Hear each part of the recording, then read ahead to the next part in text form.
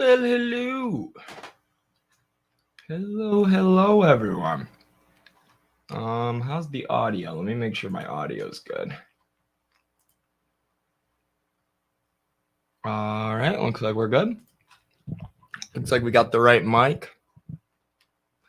Hello, Petamio. Hello, Willingly Nomadic.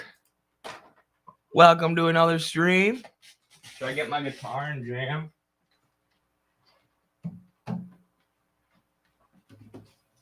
Man, I've been training like crazy for this upcoming wrestling tournament, the U.S. Open.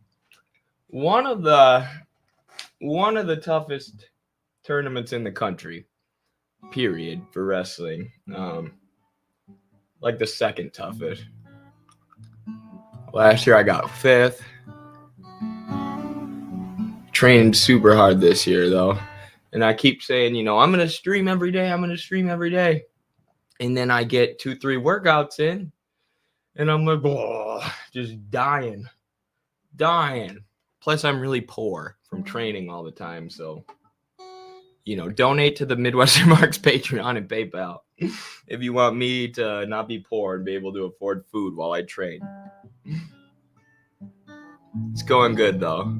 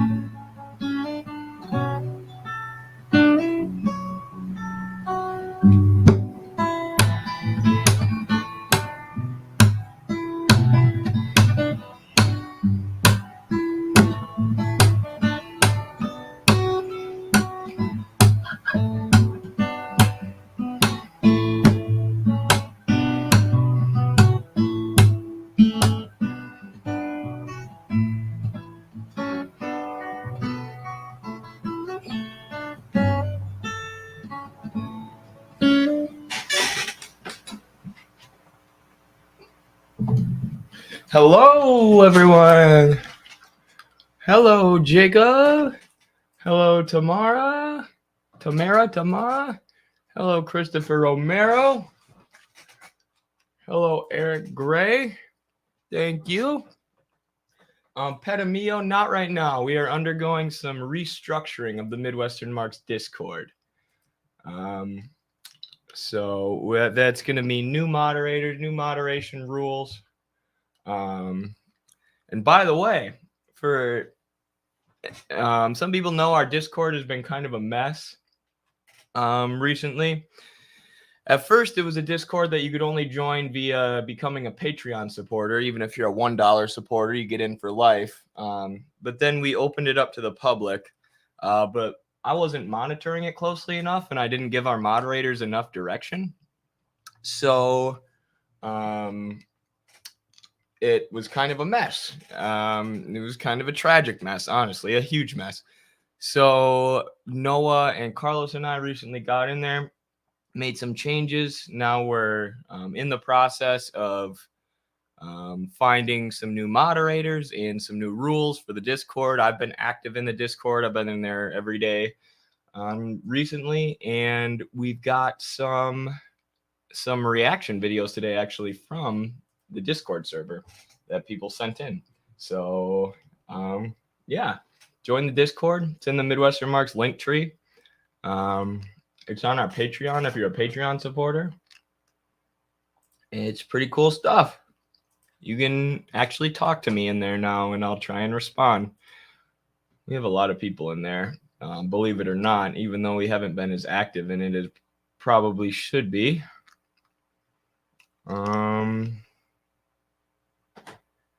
Ooh, let's watch this one on Richard Wolff and Hasanabi too. This guy looks like a goofball. That video will go viral.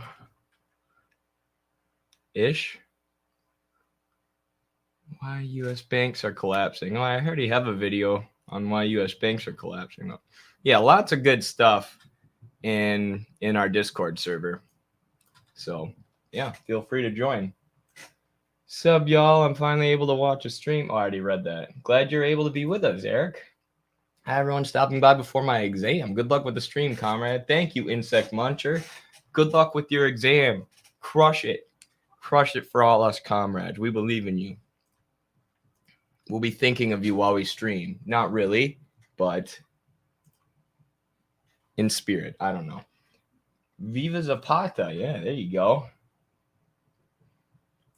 Y'all need anyone with some very little social media management experience? Emphasis on very little. Yeah, I mean, if you're willing to help, mainly what we're looking for is people who can follow the rules that we set out and follow the guidelines and not go rogue and be a sort of rogue moderator doing whatever you want or banning whoever makes you angry.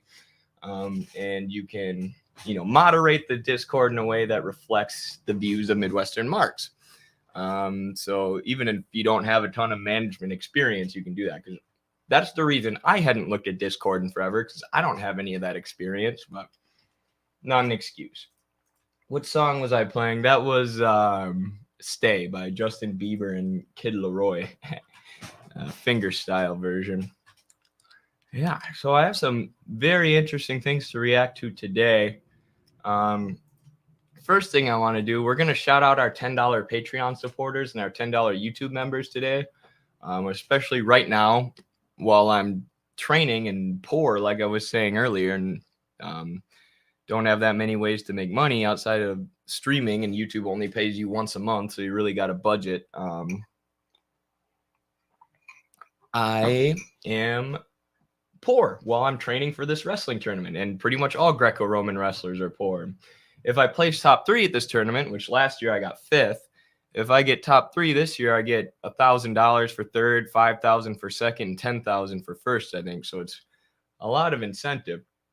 But either way, the Patreon support has been huge in helping me survive during this sort of month of hard training, basically a month-long training camp. So patreon.com/MidwesternMarx, or just straight to our PayPal if you want to help with that. I have to throw that out there because I'm freaking broke right now. But I also, before we shout that out, and I'll shout that out later in the stream, I just wanted to say, too, we have our Eddie Ligersmith gaming account, where I come home after wrestling practice real tired, exhausted, barely able to move, and play some video games and debate Marxism with y'all and talk about Marxism. So that's been doing pretty well. We also stream those live on twitch.tv/MidwesternMarx. So if you'd like to subscribe to that, like the videos, comment on the videos, help boost that gaming account, that would be sweet. Thank you. Please search YouTube for Portland water bottles. The liberals are demonizing giving the homeless water. It's so sad. Okay. I will, GQ, and thank you very, very, very much for the super chat. As I said, really appreciate that right now, because it's keeping me alive, kind of, except for we've gotten so many super chats in the last month, but like I said, YouTube won't pay me for another 8 days, so it doesn't really help me with my training. I'll be in Vegas getting ready for the tournament almost in 8 days, but either way, thank you so much for the super chat. Hey, Ware Pilgrim. Hey. Hey, Eddie, are you going to be able to react to that Razor Fist video? Oh, yes. Good idea, Jacob. Thank you for reminding me. I hope I have it up still. I had it up and then I might have closed out of it. It was like why fascism and communism are the same, right?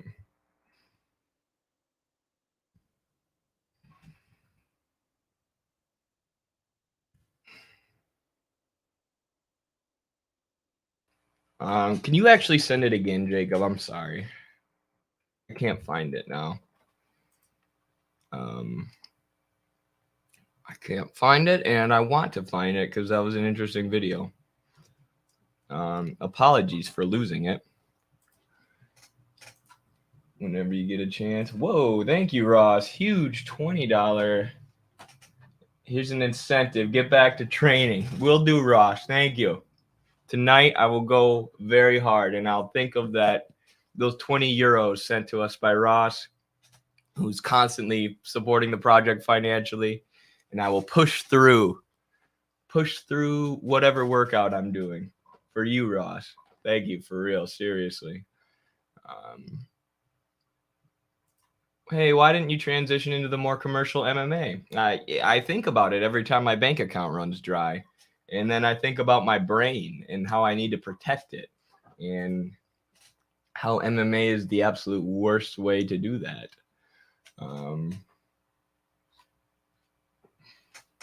Thanks, Jacob. I will open that up now. So let's start with the Portland water bottles thing. Since that's what was sent over Super Chat. And I appreciate the Super Chats. Gosh, this Razor Fist video is going to be painful, Jacob. I can already tell.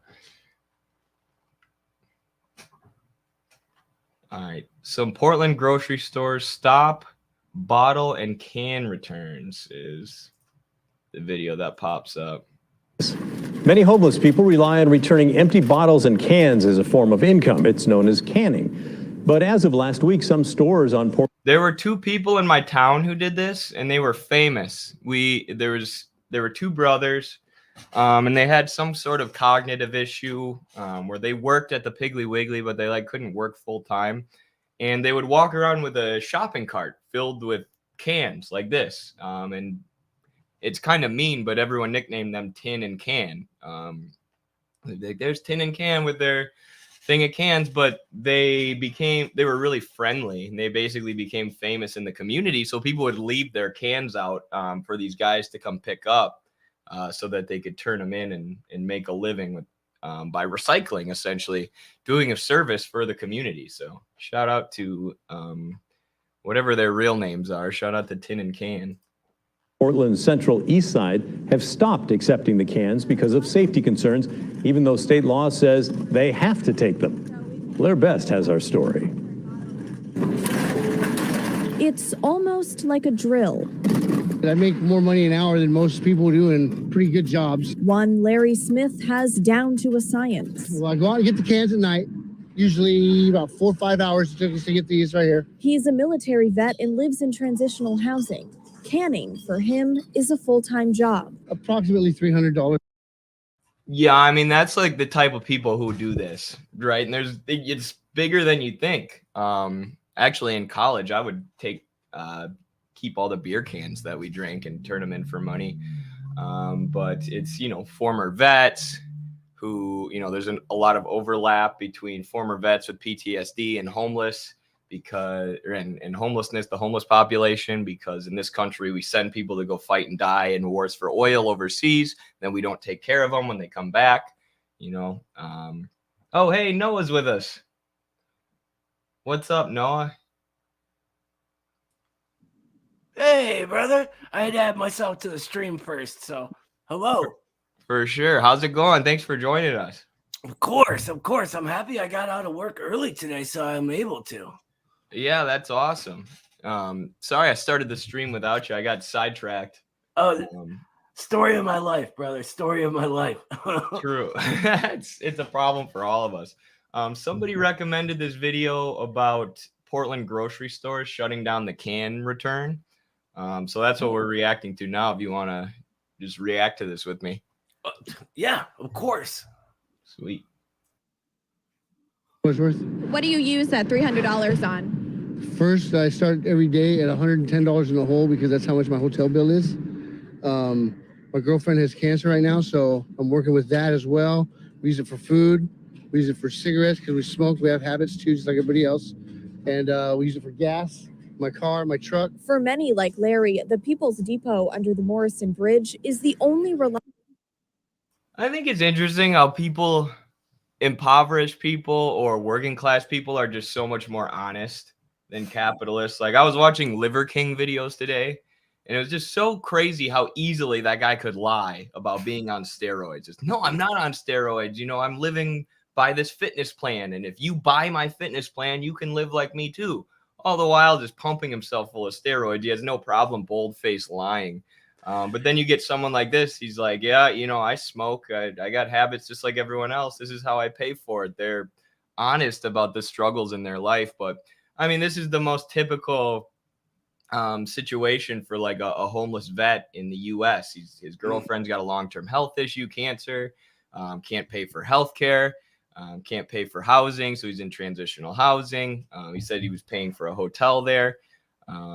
So just exorbitant costs of basic necessities of life, like healthcare and housing, force him into a position where all he can do is sell cans to survive. And this is someone who served our country overseas, or served oil oligarchs, but either way.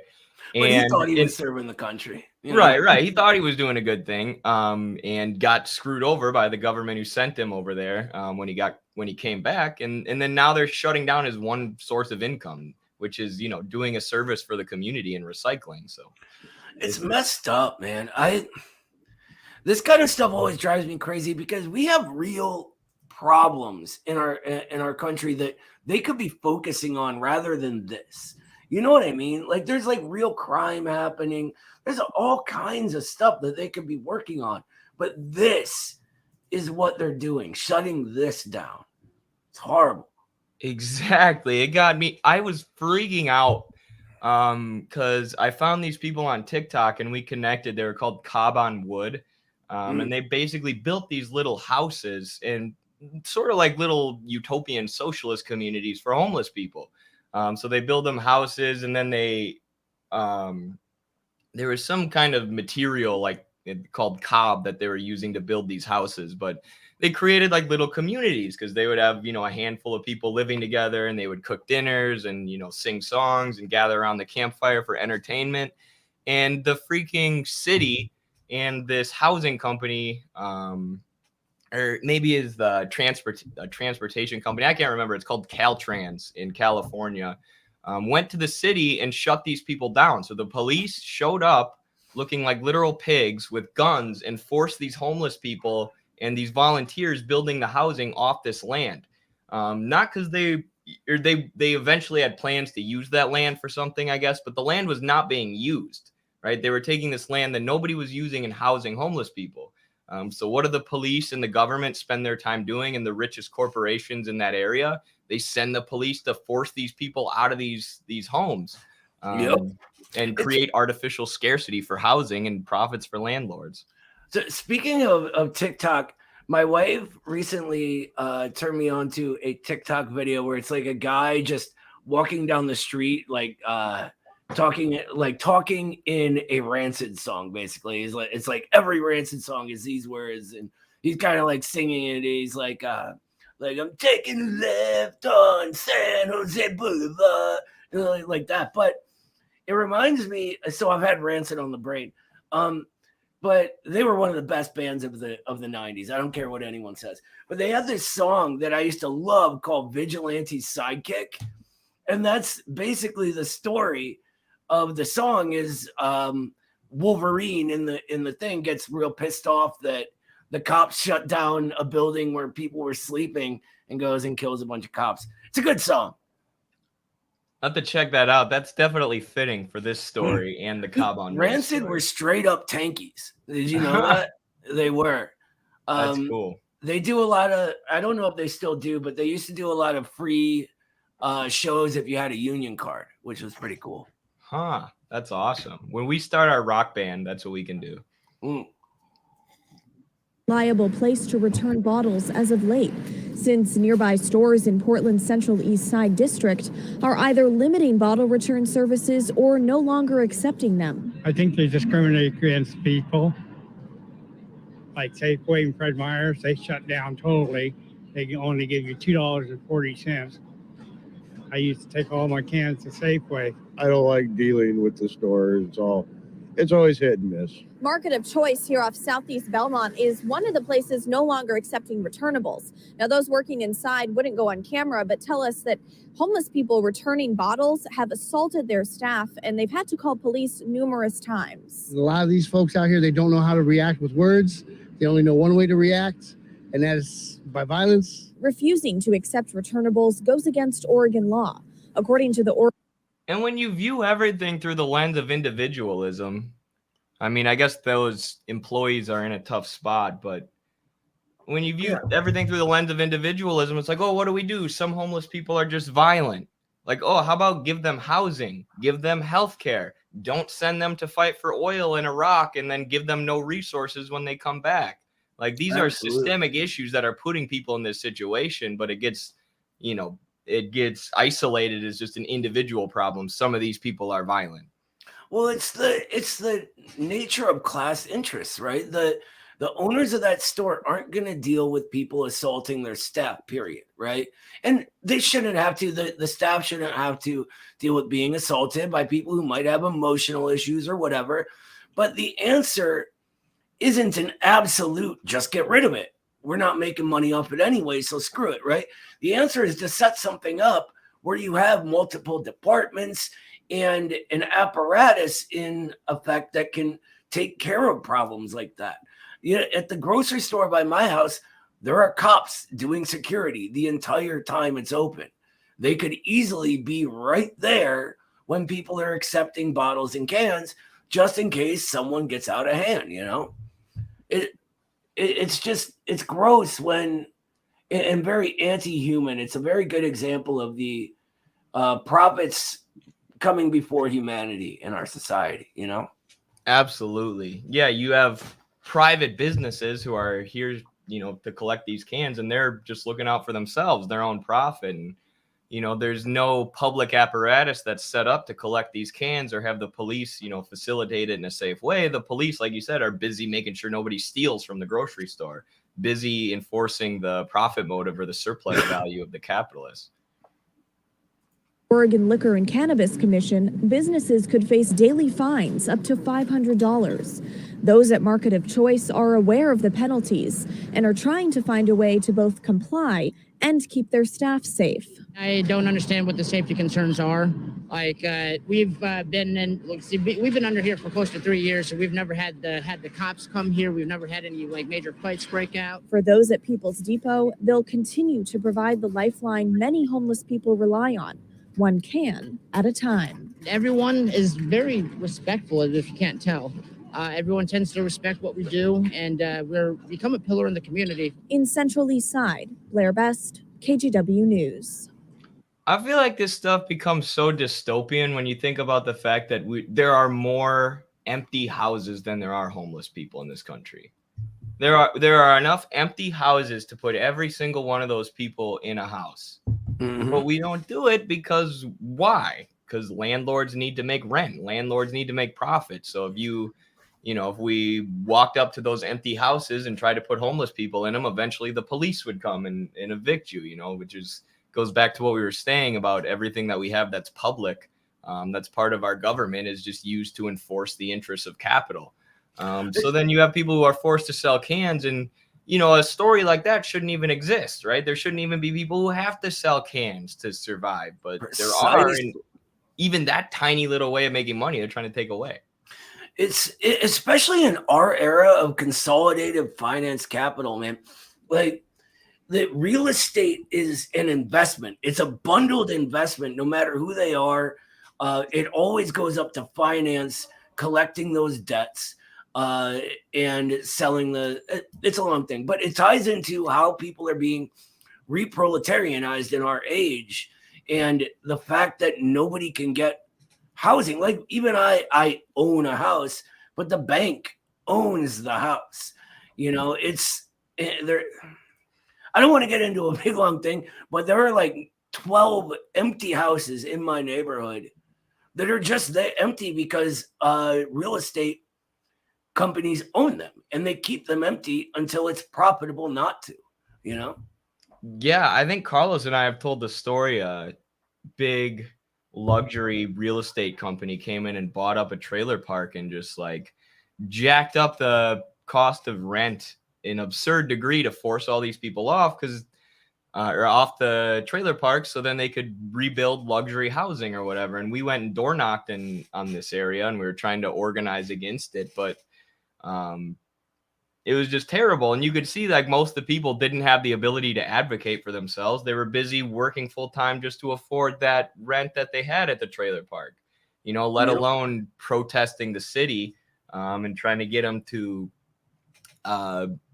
prevent this from happening. And then I had an Uber driver like a year or two after that happened, and he told me that he ended up getting forced off the trailer park that he had grown up in like his whole life. It's terrible. We seem to be in this era where people don't fight back against things like that because we no longer know how to fight back. True. We used to. The Communist Party organized on evictions and unemployment councils, and we were organized, and people would get kicked out. There'd be a whole crew there in the morning, later that day, whatever, to put them right back in their apartment, their house, whatever it was. And in our era, that what people see as the left or activism or whatever has become just a sort of culture of protest and scolding people. And so people don't understand that there is a way to fight back, and it's got to be together, So getting out there and doing what Eddie was just talking about, knocking on doors, explaining that we can fight is super, super important right now, especially as more and more people lose their homes, Absolutely. Yeah. Because that's only happening more and more with the financialization process, like you said, and the consolidation of finance capital in our country. And it just goes like there's this right-wing talking point that is becoming less popular thanks to outlets like Midwestern Marx. But they put out this idea that, socialists are weak. Socialists are wimpy. Socialists just want the government to come in and be a nanny state or whatever. Like, it is weak and wimpy to not fight back against the people who are screwing us. We are getting screwed, exploited, and robbed every day by a handful of oligarchs who don't work, who sit on their pampered butts and send our children to go fight and die in wars for their expansion, their accumulation, right? To not fight back against that, to look at the system today and not be a socialist is to be subservient to the ruling class, is to just, lay down and take it and say, I have no self-respect or respect for my community and family, and I'm going to let these people continue to rob me. That's one of the ways I flip people that I work with, like, what are you? Are you a man or what? Are you going to stand up to these people just shoving you over and over and over again and taking shit from you, taking food out of your kids' mouths? Fuck that. I'm sorry to swear, but fuck that. We can fight back. I don't see why the fuck not. I'm sorry, I'm swearing a lot. No, it's good. It's good to get. I let the F-bombs fly when I get real fired up, usually talking about something like that. Well, it's because it drives me crazy that they and the media does this really well from this sort of angle of trying to paint this weakness in a positive light too, which I find kind of bizarre. That, like, it's good to just live off of others and blah, blah, blah. But who lives off of others is the ruling class, right? This is what communists have said are in the entire existence of communism. Right. They try and say that that's, the people taking a few dollars in food stamps, or the people on welfare who are the ones, leeching. Like, no, it's the people. Most of those people work. The vast majority of them work. The people leeching are the bankers, the shareholders taking absurd sums of wealth, right? There's a total amount of wealth. There's a total amount of wealth that's created by human labor. And the percentage or the fraction of that wealth taken by these people who don't work is insane. They are the leeches. They are the exploiters. They're the lazy, pampered ones, not people who have to get food stamps to feed their children, not single moms. As capitalism centralized, or as capital centralizes, and the rate of profit falls even more, the rate of exploitation increases alongside it. Financialization is sort of their solution to be able to continue making profits off of that, right? But all of it amounts to us being exploited so much more right now than we were even 30 years ago. And that's, what creates things like us. The fight back is happening. I just, it's beginning to happen, I guess, is a better way to say it. Yeah, I don't know where I was going with that. No, it's good. That's a good, probably a good way to end that segment. Clip it, all right, so I can clip it for YouTube, and we can talk about this super chat here. Really appreciate that, Andrew Macias Brown. I know you said he's doing a car inspection, but really appreciate it. This is a huge super chat, $50. That's insane. Yeah, thank you, Andrew. Yes, thank you for supporting the project. Says I live in LA/Southern Cali. So I've seen them purposefully push homeless people out of housing. Yeah, just what I was talking about. It's terrible. Then complain about the homeless. Right. Yeah, that's the other thing is, oh, it's so hard to live here. There's so many homeless people, and I've seen rich celebrities justifying the police pushing homeless people away. Like, oh, we don't want to see them. Like, how about you give them a house then, not send pigs with guns to force them off the land? But either way, it's disgusting, says Andrew Macias Brown. I agree. Shout out to PSL in LA doing a lot of good things, and you guys too. Agreed. There's a lot of good work and a lot of good organizing going on now. Also play Resident Evil 4. Definitely will consider that. I love Resident Evil 4 actually. I've been trying to get Eddie to do Elden Ring with me, so we could do one of those with both of us for you. We've got a whole lot of plans for the gaming channel, and someone asked where did Resident Evil 4 come from. Earlier I shouted out our gaming channel that we just started. Well, we stream the gaming streams on twitch.tv, so where we're on right now.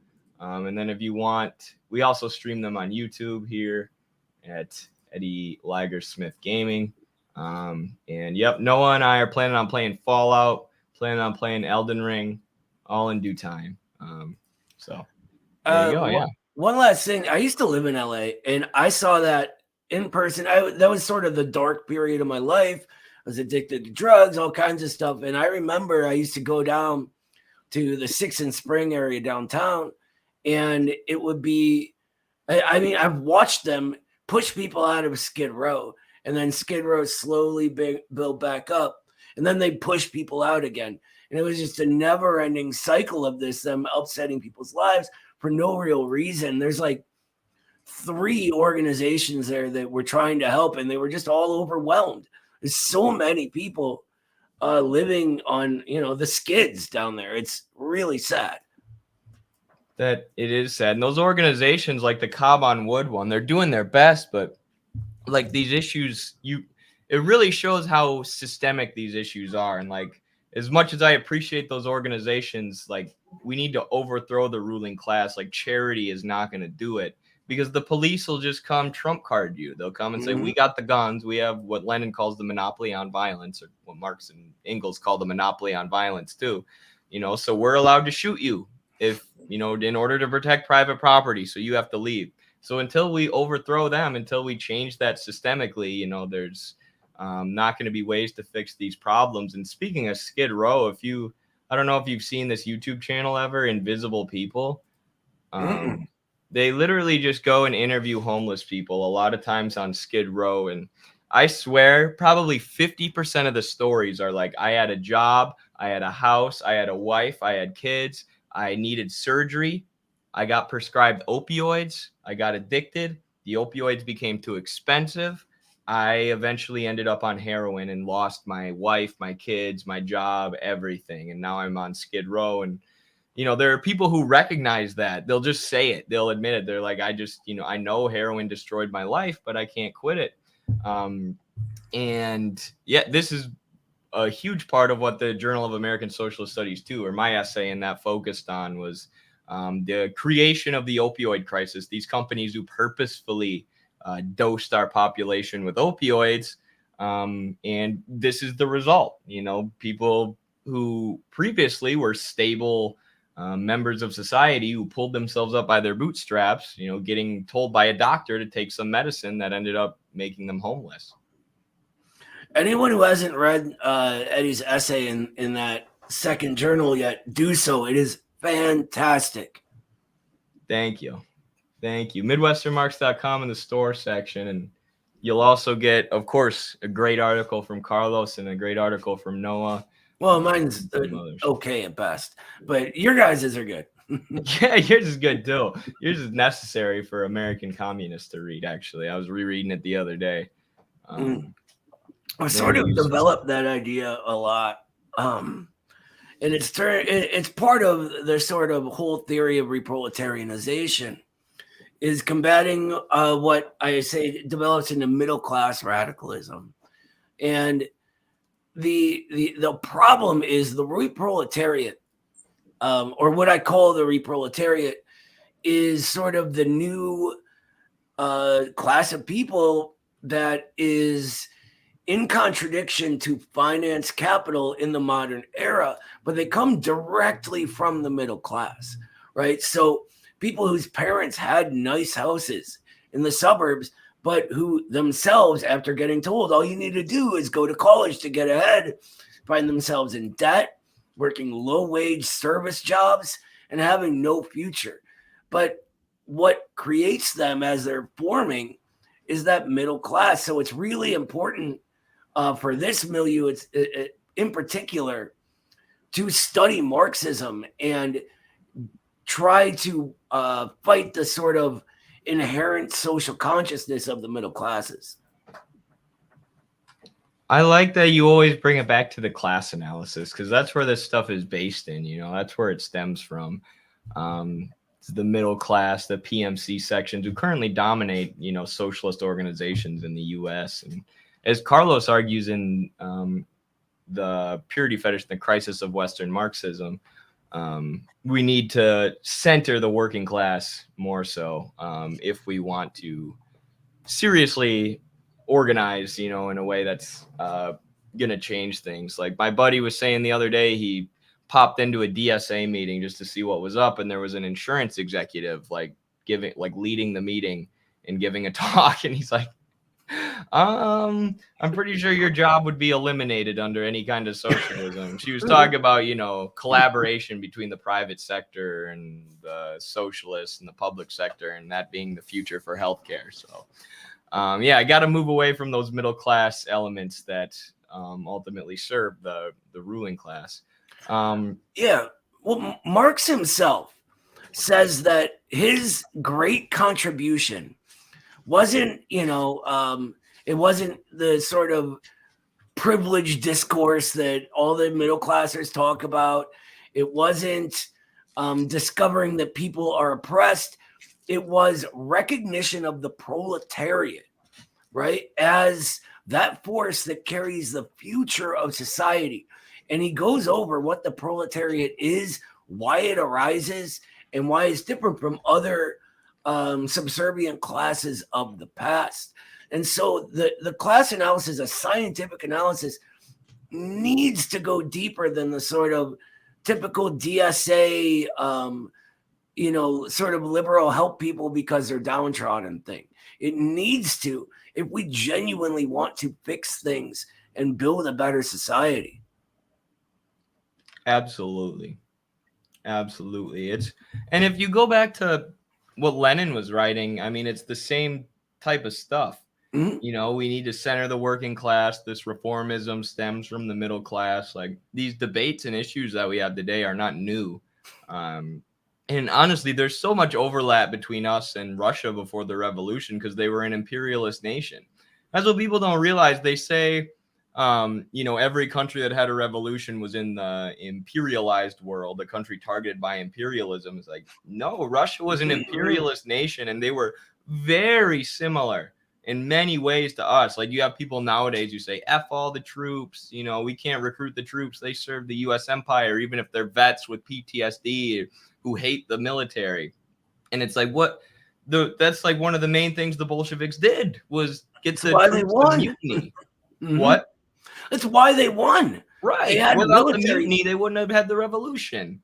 There's a great movie they made about it called The Battleship Potemkin. Yeah. It's sort of legendary in cinema, if anyone's interested. But like all of the arguments, the sort of leftists who are actually more of a right bring up, Lenin addresses most of them. He addresses their sort of obsession with sexual freedom. He addresses their obsession with incrementalism and spontaneity and what else? Voluntarism. Like all of these things, Lenin already tore to shreds.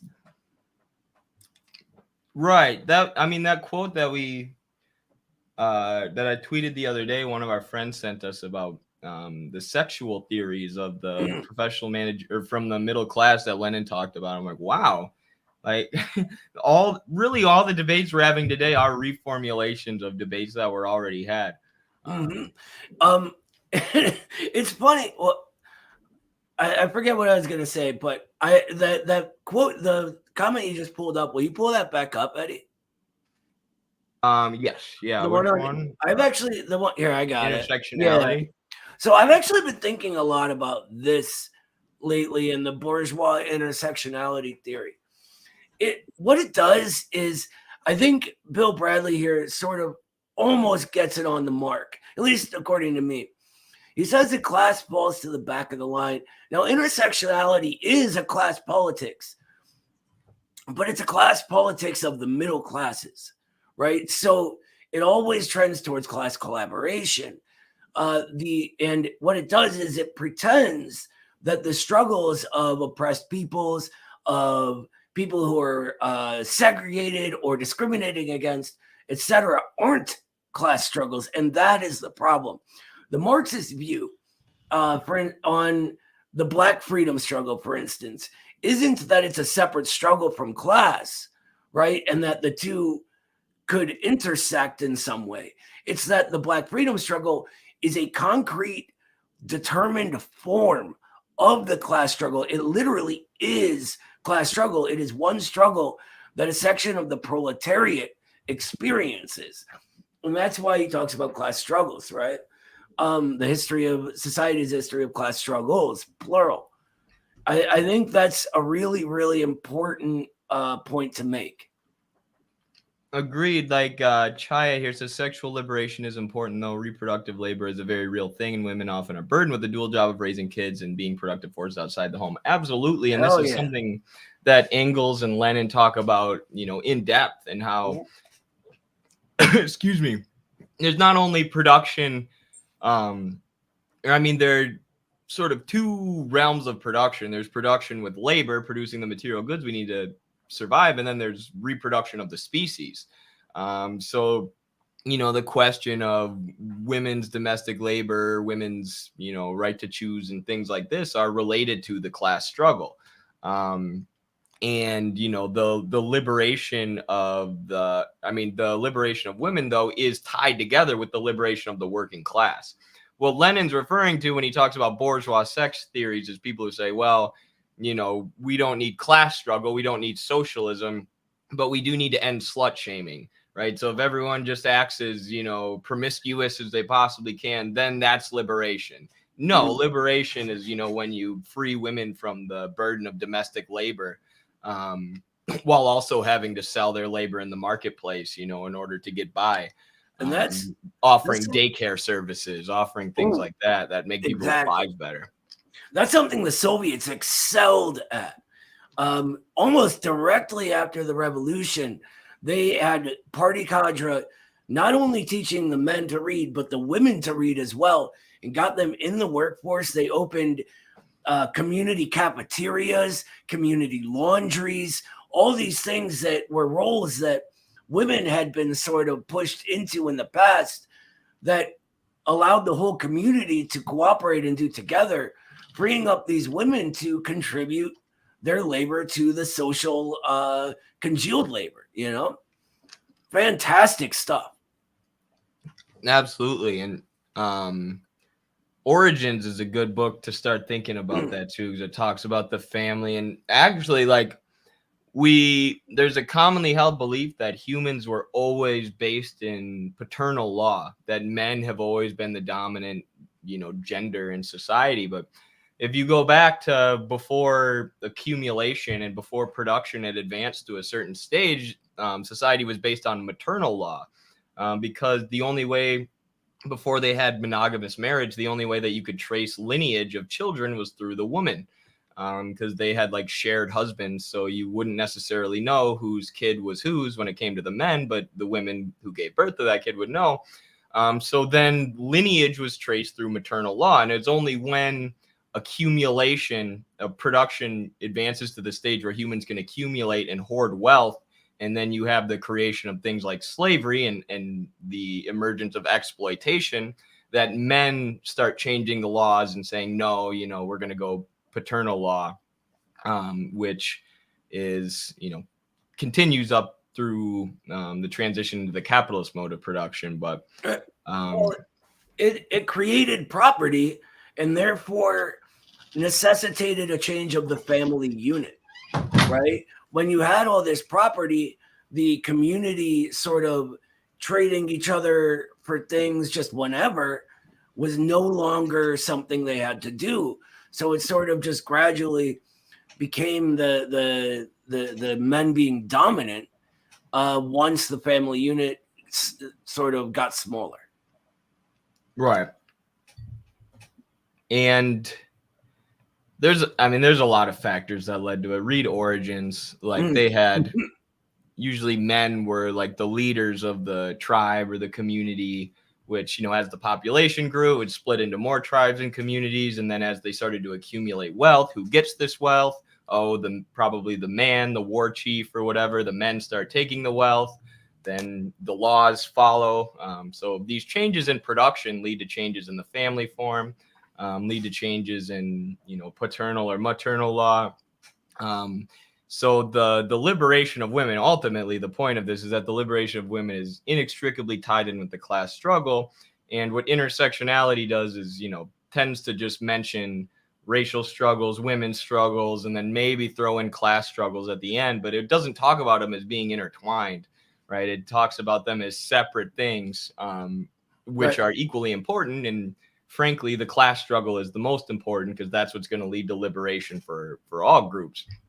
It's sort of just it erases class altogether. It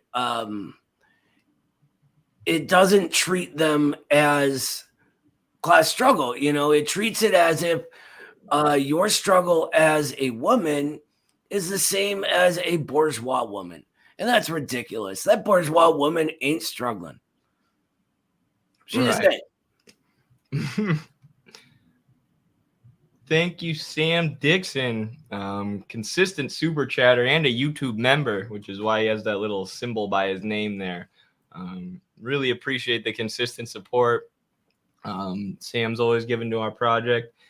Got a fun political song for y'all to react to. Love Me, I'm a Liberal by Phil Oakes. I don't know if I can react to that song because I've listened to it about 700 times in my life, but I definitely love that song. That's one that Eddie and I are gonna update and play for y'all. Yes.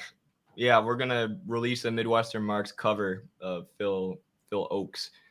Is that how it's pronounced? It Oakes or Ox? Oakes. Yeah. Oakes. Yeah. That's a great song. I have a like playlist called Fight the Power that I exercise to, and that's one of them. Were you saying something? Sorry. I was just saying, I used to think it was like oaks like the trees. It's not. Right. OCHS. And he's got a lot of good songs for people who don't know. Yes. He's got this one. Oh, God, where is I forget the title of it, but one of the lines is you're supporting Chiang Kai-shek and I'm supporting Mao. It's really good. It's pretty good. It's like about students and their teachers. It's sort of like playing off of the Cultural Revolution. That's awesome. Maybe we'll play that as like an exit song. We'll probably get copyright struck, but some company probably claimed Phil Oakes' song that he would probably give to us for free. But let's.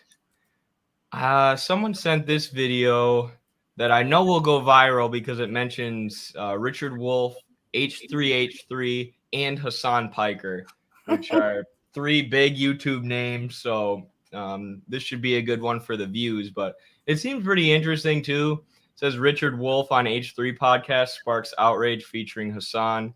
This is something that someone sent us in the Discord chat, in the stream reactions channel or server. Yeah, what do you know about these three figures, Noah? Obviously, we know Richard Wolff, but do you know H3 and Hassan? I know, Dick Wolf is brilliant. I have a private theory about him and his talk of co-ops that, is whatever, but that guy knows more Marxism than most people. Like, he's forgotten more Marxism than most people have learned. Facts. He is absolutely brilliant, and from time to time he just hits so good on stuff. I think I know who Hassan is. He's the guy that was on the Young Turks, right? Yes, he Okay, started yeah, with their yeah. So, network. He is I know Cenk him. Uger's nephew, I believe, actually. Makes sense. Rich kids, right? He doesn't like Cenk anymore, though. They split. Kind of. Well, is it because like the Anna Kasparian and her like saying she wants to be called a woman or something? That might be why. I don't know. I'm not sure, actually. I don't know who the other one is, the H3 thing. H3. They're just Ethan Klein and his wife Ela. Where did they came to America, immigrated to America from somewhere. I can't remember where, but they got really big on YouTube, and then they started a podcast, and their podcast has really quickly drifted into like left-wing culture warism, wokeism, liberalism, and they're pretty much known for that now. Anytime somebody gets canceled or anytime someone gets #MeToo'd, H3 covers it, and they always take the traditional leftist position. At least that's what I've seen. Obviously I don't really watch their show anymore, but they used to publish some stuff that was pretty funny. Ela is Israeli, Ethan is American. Okay, God, I thought it was Israel, but it's only Ela, the wife, who's from Israel. And I mean, I like Ela more than I like Ethan when it comes to their content, but I'm just a little confused. I know what American means, but what is Israeli? I never heard of this. Is that some made up country? I don't know. I believe it is not real. Okay. Yeah, that makes more sense. Palestine. I'm so dumb. I apologize. No, I was thinking the same thing. I was like, oh, so she's from Palestine. All right, let's see what this video is all about here. This is a total blind reaction. I have no idea what we're about to watch. Figures just can't seem to keep any public scrutiny. No matter what they say or do or show in their actions, there will always be people scrutinizing every word. One of these figures is Hassan from the Hassanabi broadcast on Twitch. He's had his fair share of controversial statements, but no one really seems to acknowledge the real legitimacy of these statements he's making. This is so insane. America deserved 9/11, dude. I'm saying it. They're partner with them. Wait, stop.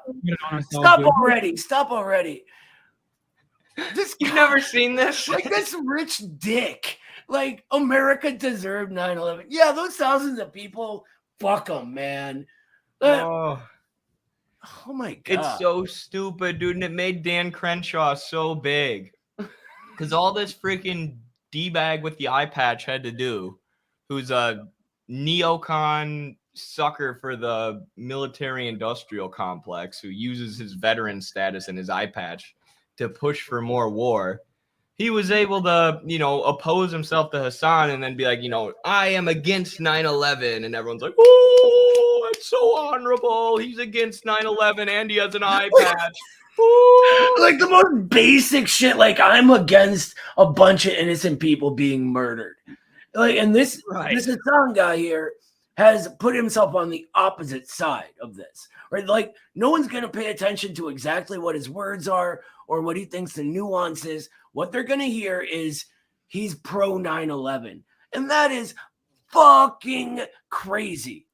All right. It's a swearing day for me. I'm giving up on it's all right. watching my mouth. Sorry. No, it's all right. I'll find some AI video editor that'll bleep it out for us. But I don't know. And that's my biggest issue with Hassan. Like, I know he can be a gateway, and he's been a gateway for a lot of people in the Midwestern Marx, which is good. But in terms of strategy, he does stuff like this that is not good in terms of reaching working class people and that makes it harder for us to reach working class people. And then he just kind of shrugs his shoulders like, oh, well, I'm an internet personality. You know, any publicity is good publicity. It's like, yeah, for you, but not for the struggle for socialism. And as communists, we need to think collectively, right? If you take communism seriously, that's you need to think about the group and everything that you do and your actions representing that group. And I just don't think that he takes it that seriously. Well, he can't because he doesn't have a class struggle, right? He's a rich kid. He's always been a rich kid. He makes millions sitting in front of his computer now. I mean, he's only going to care about himself and his popularity. It's called careerism, and it's something even the Bolsheviks used to criticize. You know, if you're not in this for the actual overthrow of capitalism, get the fuck out the way. Absolutely. We did. We did in a video game, whatever, hypothetically, politically. We did, man. We did. Holy shit. Look at the way that this dip is running his mouth, justifying genocide right now. Like, how is this? How is anything I'm saying controversial? To be fair, Hassan is responding to Dan Crenshaw, justifying like the Iraq and the Afghanistan war. But I mean, that's why, just show why he's wrong. Don't give him a foothold to then boost his platforms. He's a horrible, horrible person. Right. It's like because innocent people died on 9/11 is not it's not even connected to the Iraq war. So the idea that they're setting up this dichotomy where you either think 9/11 was justified or the Iraq war was justified by 9/11 is Looney Tunes. It doesn't actually connect. It doesn't at all, especially when you know that the U.S. funded Osama bin Laden and his Mujahideen. The U.S. has done everything they can to boost extremism.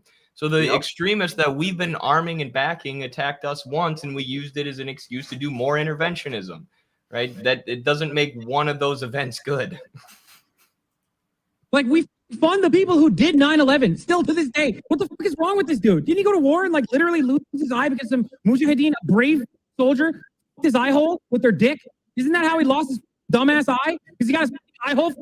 And Hassan, I know you've been a bit in the news recently as well. I want to address real quickly. You made some comments that got a lot of pickup talking about 9/11, saying that Americans deserved 9/11. This was something you said on a Twitch stream that was very long, had a lot of other stuff in it. You deleted it and said that that was probably not the best way of saying that. You also made a comment about Dan Crenshaw, the Republican congressman who had an eye injury in war, and said that that was not well delivered, sort of a poor attempt at humor. Anything else you want to add on that?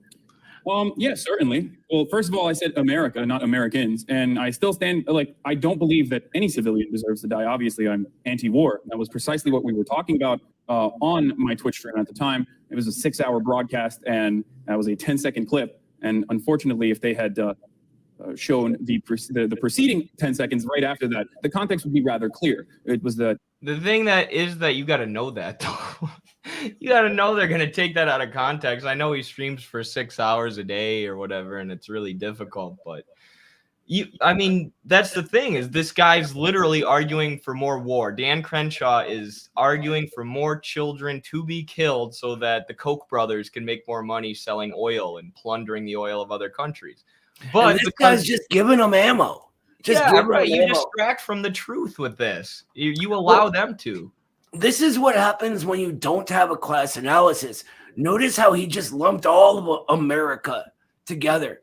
Most working class people in America, when they hear America, they think of us, not the ruling class, right? So if you say, like you think of your class first, and clearly he's within the bourgeois class. So he is part of what he was saying deserves it, but not us, If that's what he's saying in his clarification, I like to put a lot of stock into what Michael Parenti said. And he used to always say that we need to stop lumping ourselves in with the ruling class, right? When we say we went to war, we didn't go to war. Me and Eddie, we've been right here. We've been going to work every day, right? We didn't kill anybody, that kind of thing, It's the ruling class that takes from us to fund their wars to profit Them, not us. Doesn't help us. Them. In my analyses of imperialism, I've started saying the American ruling class rather than America. Because us as workers, we shouldn't allow this to happen in our name. We should be angered that this is what our country is doing and stuff. But ultimately, it's not the workers, right? But it's the workers who suffer. It's the workers whose kids get tricked into joining the military by recruiters in their high school, who, are tricked by the news outlets using 9/11 to increase military recruitment and lie us into the Iraq War. And then it's American workers who died on 9/11 too. The ruling class never suffers the fallout of their horrendous imperialist actions. I was criticizing American foreign policy and the kind of jingoistic attitude that Dan Crenshaw was repeating that justifies endless war, that has led to nearly 7,000 brave young men and women to be sent overseas and only return in caskets. I think that's abhorrent. I think that's disgusting. So you said America deserved 9/11. Did you mean that? Yeah. It's so stupid. It's such a stupid video, dude. Another highly scrutinized figure on the left is Ethan Klein from the H3 podcast. He's had a lot of controversial statements in the past as well, but the controversial statements he does make are extremely understandable when you see the full context. To what they're actually talking about there, the NRA meeting that's today in Texas, someone should bomb that building. Okay, I'll roll that back. Immediately, he goes, "All right, that was ridiculous that he said that, but it's over." That's it. They clipped it saying someone should bomb that building, and literally were like, they clipped it, they shipped it. They were like, "This should lead the discourse." Thing is, I don't understand why people aren't more angry. I love that people are more angry at me than like the fact that an 18-year-old can buy 2 AR-15s on credit. It's not awesome. He can just buy it on credit. He didn't have to pay for it. He didn't have to worry about that. That's so insane. People are more angry about my stupid ass joke that resulted in That is actually insane that a 16-year-old was able to buy AR-15s on credit. Like, what a better example of the state of capitalism in the U.S. and the dominance of finance capital. And I'm covering this in my upcoming book about Venezuela. What the U.S. will do is say that they're giving aid to Colombia, right? We're going to give $100,000 in aid to Colombia. And what it really is credit. So they're debt trapping people in Colombia. They're literally handing out like free credit cards. Like, oh, look how great we are. We're bringing access to the global financial system to Colombia. It's just debt trapping them. And then domestically, where we have all these school shootings, even our school shooters are buying their guns on credit, I guess. But and then people wonder why even Europe is running away at top speed from the dollar system and the credit system that is literally controlled by a handful of banks. I also want to say, just real quick, I'm not a gun control guy, right? Not even close. But yeah, the idea that a teenager is buying assault rifles is kind of screwy. Right. Yeah. I think there's like some common sense regulations based on our conditions in the U.S. that we can all agree upon. There's some like common sense gun laws that have like 96% approval and we can't get them passed because of the NRA lobby and stuff. But yeah, ultimately can't disarm the proletariat. Let's think. Zero harm to anyone? On the latest episode of Leftovers, a spin-off podcast from the H3 podcast, Ethan and Hassan invited and welcomed with open arms the great professor of economics, Dr. Richard Wolff. What was seemingly a very educational and enjoyable episode of Leftovers, it was soon the subject of immense ridicule by the H3 fan base, specifically. Oh my God, dude, pause it real quick. I just realized that dude has a mustache. You couldn't tell? No. It's just very white. It's very white. That's a white mustache. I'm sorry. Go ahead. It might be bleached. I'm so curious to see how, like, this Richard Wolff video caused controversy and how this lumps in with them, the weird stuff that they said. Minimal part of the show, so much so that I missed it entirely the first watch around. The criticism is regarding the war on Ukraine and what Hassan and Dr. Richard Wolff both had to say about it. Being a diehard fan of... So it's a bunch of libs mad that they criticized the NATO proxy war in Ukraine, I'm assuming. That's almost certainly my guess, yeah. Yeah, sorry Richard Wolff is smart and actually knows what's going on. and Ethan, while also politically aligning myself both with Dr. Richard Wolff and Hassan, thanks in large part to the Hasanabi broadcast. I feel as though I'm able to give somewhat of a decent analysis on the whole situation. Although I'm extremely far from any type of expert on this war, I do find myself somewhat of an H3 expert. So I just like to give my take on the unwarranted scrutiny that is currently and often given to both Hassan. Okay, well, I'm very, very skeptical about what this guy who said he doesn't know much about the war, but he's an expert on H3. I'm very concerned that his analysis of the war is not going to be that good.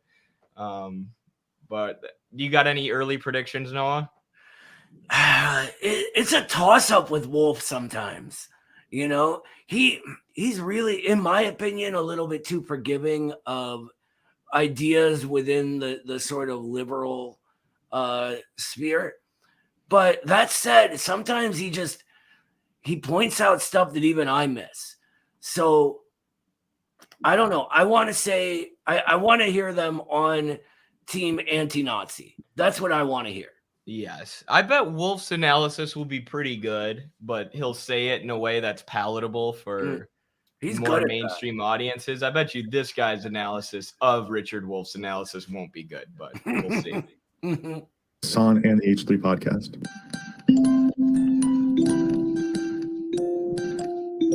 After getting into the discussion a little bit, Richard Wolff first brings up the Ukraine war when talking about the failed sanctions that were put onto Russia in response to the invasion. Look, the war in Ukraine, whatever else you think of it, was supposed to be over in a short time once the sanctions got going. They were called the mother of all sanctions. They would bring Russia to its knees. Go back and look at the press in February, March, and April of last year. That's what they were predicting. None of that has happened. None of it. And why? Because it turned out that Russia, which is a weak economic system and was before this war started, but Russia has really big and powerful friends, more of them each day. And they turned to those friends and they made a bad joke out of the mother of all sanctions, which hasn't stopped the war one iota. And adding more tanks and sending more shells isn't going to change that. Ethan then asks Dr. Richard Wolff. I really hope that's not the part that was controversial. Yeah, that's just stating facts. Obvious facts. And facts that could be true for every U.S. intervention over the past however many years. What did they tell us about Iraq? We're going to be in and out. It's going to be like a 5-minute war. We'll just go in, take out Saddam, leave. We're still there. We are still there 20 years later. And here's like, I would quibble with one thing that he said, and it's that Russia is a weak economic system. Now, I think it's more mid-tier. As it's forced into this corner more and more, it's going to be going more and more re-examining its socialist past, and you're going to see it getting stronger, especially as it's forced to get closer to China. But I wouldn't call it weak. I don't know. Maybe he knows more about it than I do. From my knowledge, it's more sort of middling. I would say rebuilding. Yeah, rebuilding's a good after term. Their economy was plundered during the fall of the Soviet Union and the neoliberal shock therapy.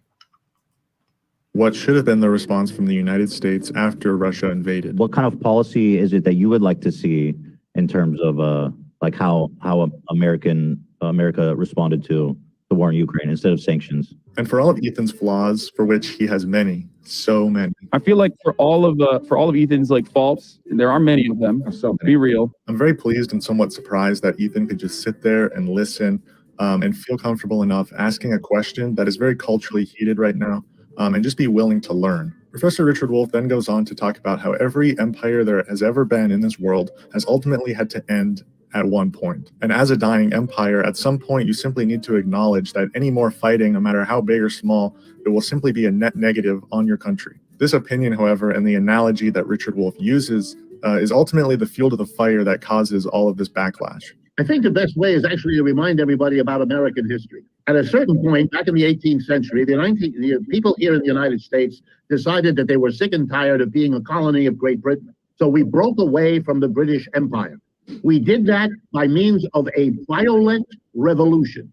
We fought a war with England, 1776. We've all learned about it in school umpteen times. And an I really like that he brings it back to the American Revolution to help Americans understand, because that's something leftists won't do. Leftists are, follow this Gerald Horne idea that the revolution wasn't a real revolution. It was a bourgeois counter revolution or a reactionary revolution, as if that's even a thing. Right. And it was just a revolution just against colonization, against the country, colonizing the U.S. And it's one that we're taught about in history classes that, similar to the Civil War, a lot of Americans already have an understanding of. So if you're trying to explain revolution and how revolutions against empire work, why not draw on our own history? That's something that Americans, with this sort of what Carlos calls in his book, the Purity Fetish, national historical nihilism, a lot of Americans throw that out. We can't talk about our own history. We can't talk about revolutions. Our revolutions were actually bad. No, we should, understand what our own history was and then use it as a way to explain things to American people, just like Richard Wolff just did. Damn straight. amazing thing happened. The British Empire, which at that time ruled the world, to the amazement of everybody, the British were defeated by the Americans in that Revolutionary War. But they didn't give up. In 1812, we had another war where the British Empire decided again to try to squash the new emerging economic power of the United States. 2 wars, they were defeated both times. Finally, the British got the memo. This is not going to work. You are not going to undo the history that you yourself helped to make. So what you ought to do is sit down and work out with the United States this new topic. Get over your upset that your empire isn't growing anymore.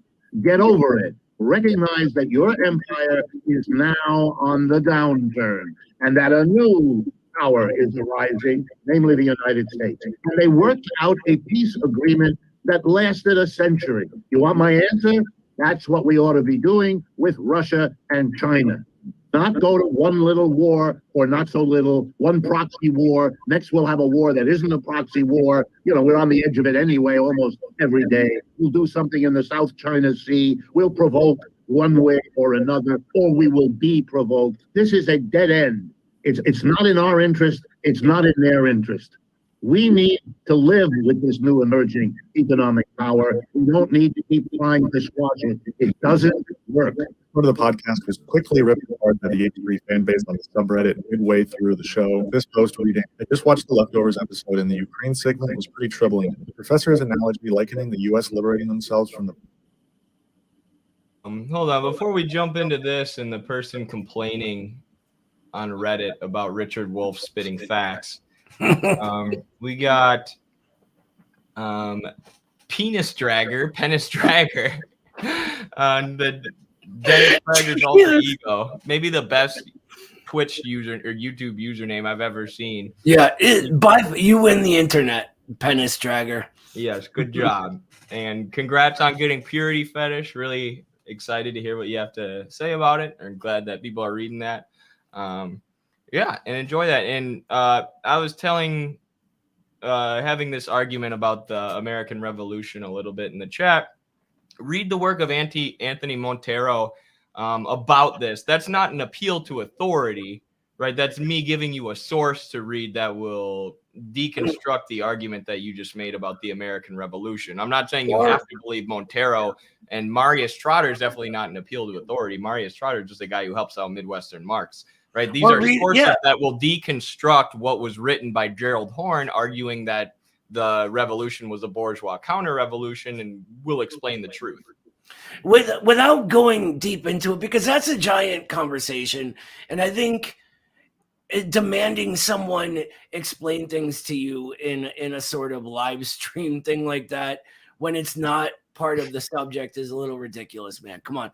But watch our interview with Marius Trotter, where he explains his article that he wrote about that book and why it's wrong and why the first lie in the book is right on the first page, right? So do that. Get back to us. We can have a discussion elsewhere when we're not in the middle of watching a thing about Richard Wolff.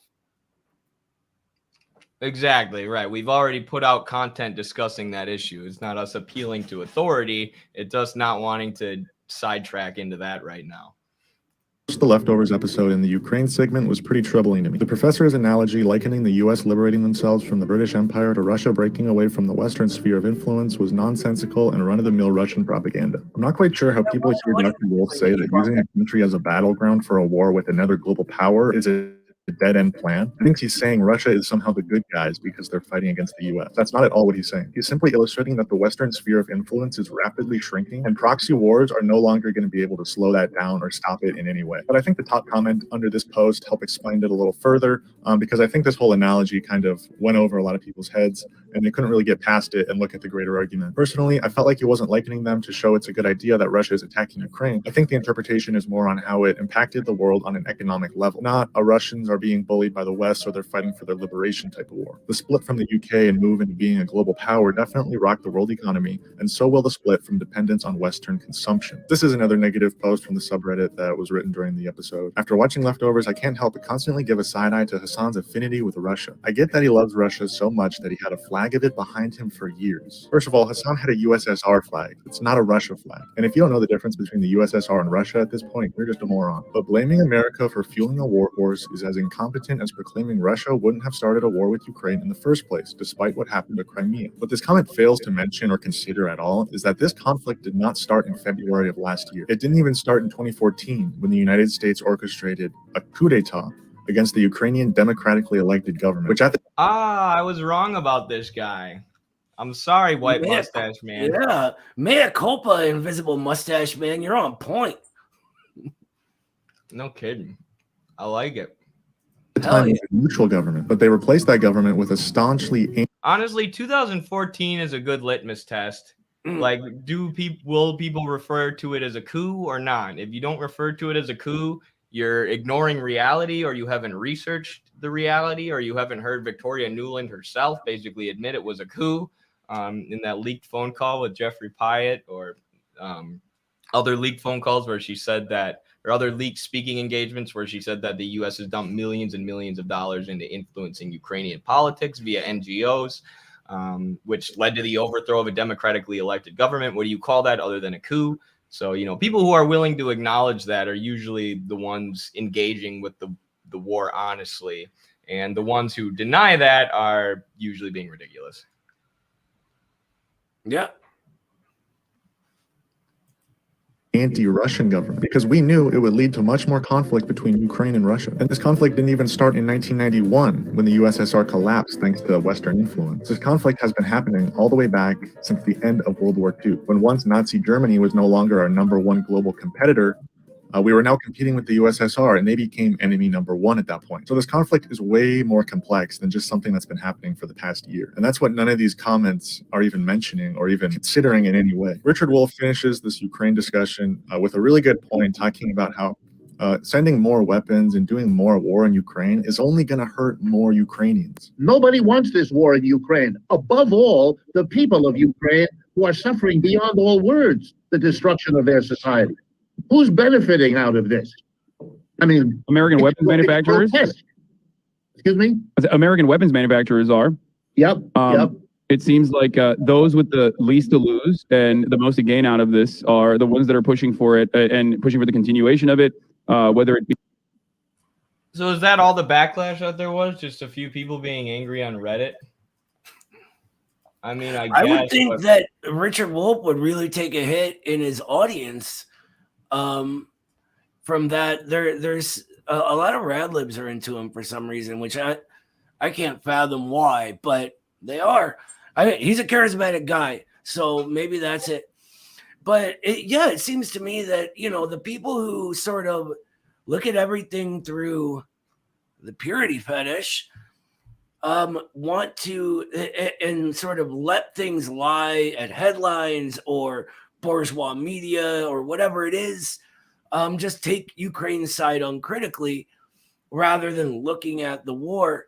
And I would think anything that isn't pure support of Ukraine and, you know, rah, send them everything, take everything from Americans, give it to them, would cause him to take a hit like that. But I don't think there's that many people who actually have that attitude. I feel like it's the mainstream media pushing that. It's social media social media bots, and then NGOs who are pushing those bots, and folks like Phil DeFranco who are just shills for the State Department. And, yeah, maybe a lot of people will mindlessly like his content, or it'll get boosted by the algorithm, or these weird Reddit posts criticizing Richard Wolff get boosted by bots in the algorithm. But I don't talk to that many people who are really like, oh, we got to keep sending money to Ukraine. Like, we got to fight Putin. Like, of course, people are worried about inflation. People are worried about being able to put food on the table. I feel like not that many people are actually worried about winning this war with Russia the way that they're able to make it seem a lot of people are on the internet. Yeah, sorry, we had a little co-star just come in. That's him. But so I think you might be onto something there. I have seen, I drive through rich neighborhoods all the time for work, and I've seen a lot less Ukraine flags lately. I just have. So, I mean, maybe like people are getting more scared of the deteriorating conditions here and beginning to put two and two together. That could be it. I think there's something to that. For sure. I agree. I don't know. I live in a similar area, like upper middle class, and I want to say there's two flags that I see, but I had a wrestler come up to me the other day after we scrapped for a while, and he was asking me, he's like, so you believe in Marxism and communism, right? I'm like, yep. And he's like, what does that mean? I explained it to him. He's like, so like, I kind of think it's bullshit that we're sending all this money to Ukraine when people are struggling here. I'm like, right, bro. And basically a lot of people don't know what they are, but they know they're not, especially young people, they're not with the Democrats, and they agree with maybe some of what the Republicans are saying or some of what Trump's saying. And maybe their parents are Republicans. There's a lot of people I deal with in the wrestling community, I guess, but they're not necessarily like, gung-ho Republican. They can tell like Lindsey Graham and Mitch McConnell and Dan Crenshaw are a bunch of liars. But, as far as the actual positions, they're in favor of working class policies, and they're against this proxy war in Ukraine. They realize that our infrastructure is crumbling at home, while all our money is being sent to fight in this proxy war. And they don't like it. Yeah, I feel like that attitude is rising, a real attitude against imperialism here in the imperial core. 100%. I think now is the time for communists. Right now is the time to, if anyone out there has been thinking, what can I do to help? Join the party, help, get out there, learn Marxism, do what you got to do to win support of everyone around you, because things are going to get worse and we're going to get our shot. So we got to get ready for that. And we're not ready yet. We're not, right? We got to get more organized and prepared. Reclaim Dassine. I'm sorry I muted you for a sec, but I could tell we were going to keep arguing about that topic in the chat, and I was trying to pay attention to Richard Wolff. So that's why I put you in a five-minute timeout. But definitely welcome counter viewpoints here, and I definitely recommend you read the work that we recommended. Yeah, I was going to say before I muted you that I wasn't trying to appeal to authority. I was trying to make an argument and then give you a source to follow up on that as a resource, not to be like, Anthony Montero said this, that means I'm right and you're wrong. That's not what we're about here. The thing about Horn is so weird, because the Horn of today is not the Horn of yesterday. And that's something I think a lot of people don't get, that his writing took a massive shift.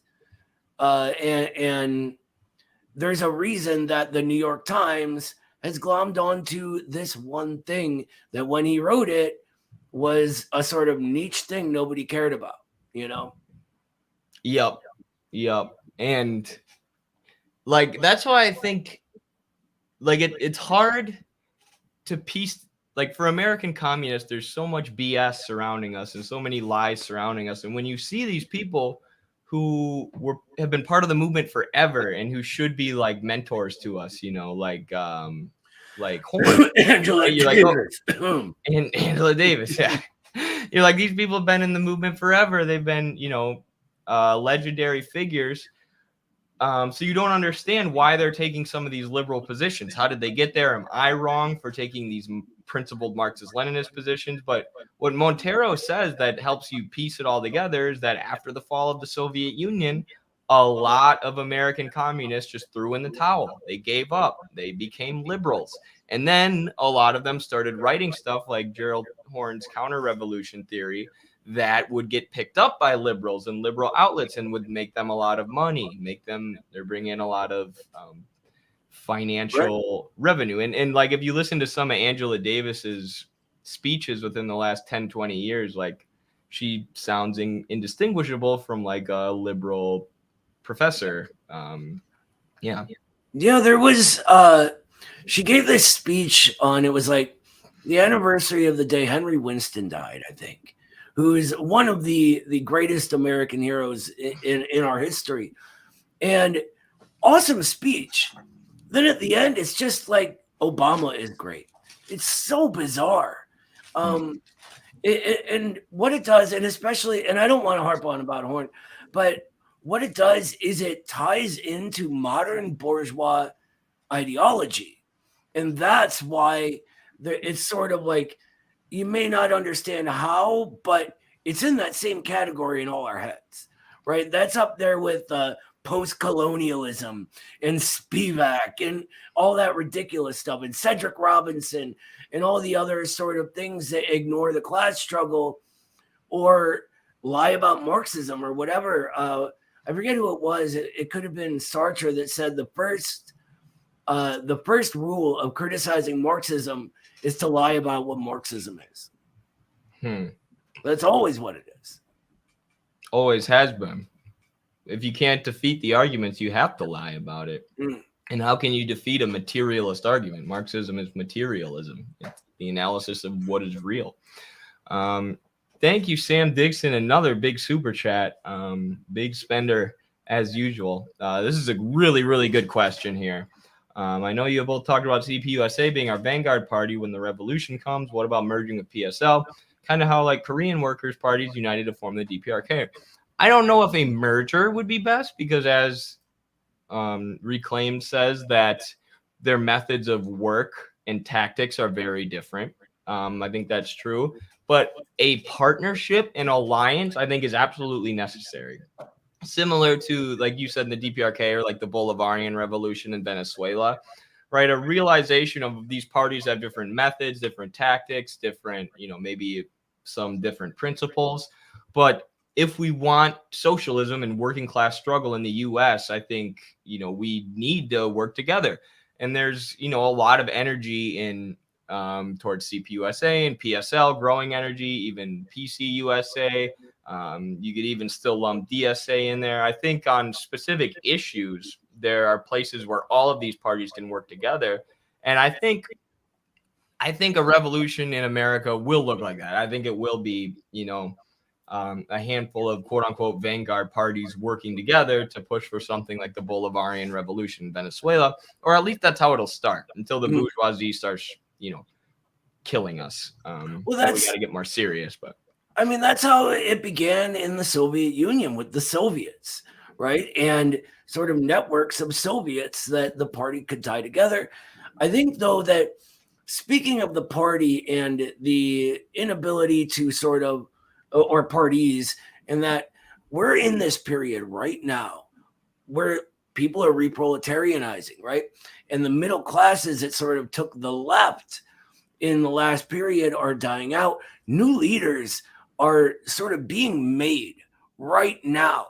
The future of this country is sort of forming and actualizing right now. So we're in the beginning stages, but the people you hear, the people you listen to and read, this is the future of radicalism in the US.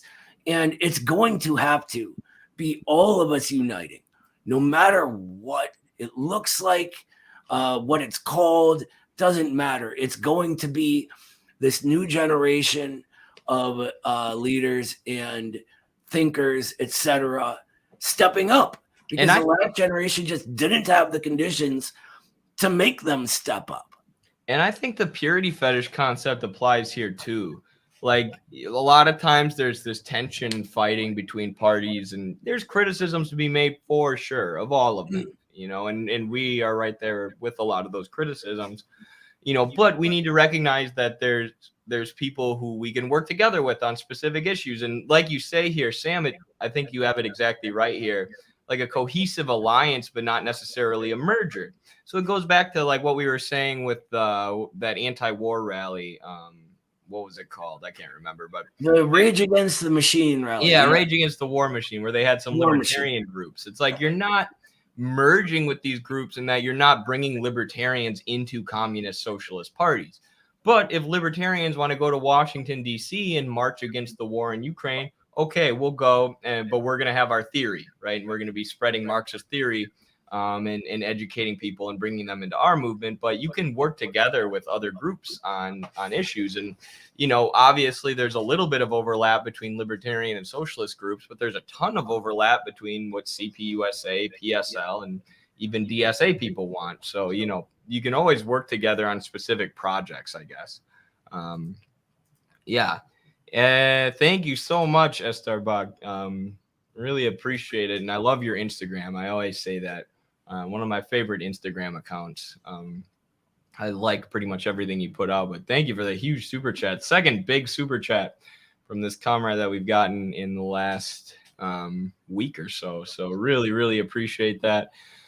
As an Afghan communist, I sent a response to the 9/11 position from Hassan on your Instagram, comrade. Solidarity Brothers. Thank you. Well, I brought up Instagram before I even saw that you sent us something on Instagram, so I will definitely see that.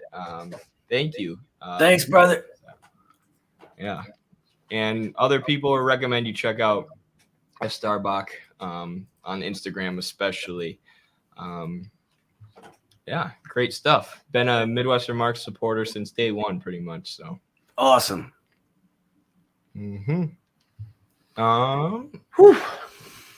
You running out of steam here, Noah?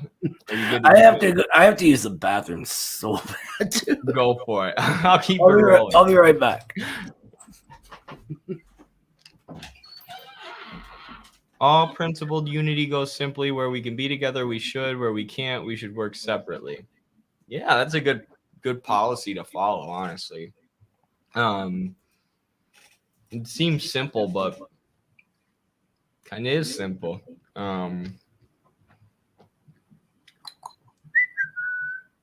Did I miss it? Is Midwestern Marx starting their own organization? Not yet. Not yet. Maybe when we do, it'll be some alliance organization that tries to bring all the parties together. Don't worry. This is something that we discuss constantly within the org, you know, whether we want to make an organization based on practical organizing, but we're always, you know, forging ties with people who are engaged in on the ground organizing with all the parties. We just forged a relationship with Class Unity, who came on our YouTube channel to talk about the issues within DSA. So yeah, we're always trying to make inroads with organizers and, you know, get on the ground as much as we can. I just think we're a really far way away from, you know, making a political party or even really thinking about doing that, because there are parties, you know, that people can join already. It's just they've been ineffective for a while, and they're building and growing and still developing. So what we really need is just National Chairman Eddie Lager. Yes. Just saying. Vote for me. I'm joking, but I'm not joking. I would follow this guy into revolution. Let's do it right now. If that's I don't know, if that's the position that the material conditions end up presenting, like if that's what I feel I can do to help, the movement best, and that's what I'll do. But well, I'm gonna push you into it regardless. So good, let's do it. I have a feeling a handful of people in the chat would vote for us. Definitely. Appreciate your response. Try Chairman Eddie, Noah, and Carlos. There you go. Maybe those guys. Nobody wants to look at this ugly mug all day. On propaganda posters. Ugh. Noah, you're the sex appeal of Midwestern Marx. Don't let anyone tell you different. We're gonna do a Midwestern Marx calendar soon. We're all gonna be like shirtless posing. Do you want to react to one more video? Jacob sent us this video where I think this libertarian guy, Razor Fist, is going to say that National Socialism is the same as socialism. Your grasp of World War II history and the Soviet history is better. Early Soviet history is definitely better than mine. So I'm glad you're around to react to this. But yeah, I just can't look at him. Right? Like, that's not a real person. Right? He's wearing mirrored aviator sunglasses inside in front of his computer. He's got like he looks like he's like, hey man, I just got off the set of That 70s Show. Groovy cats.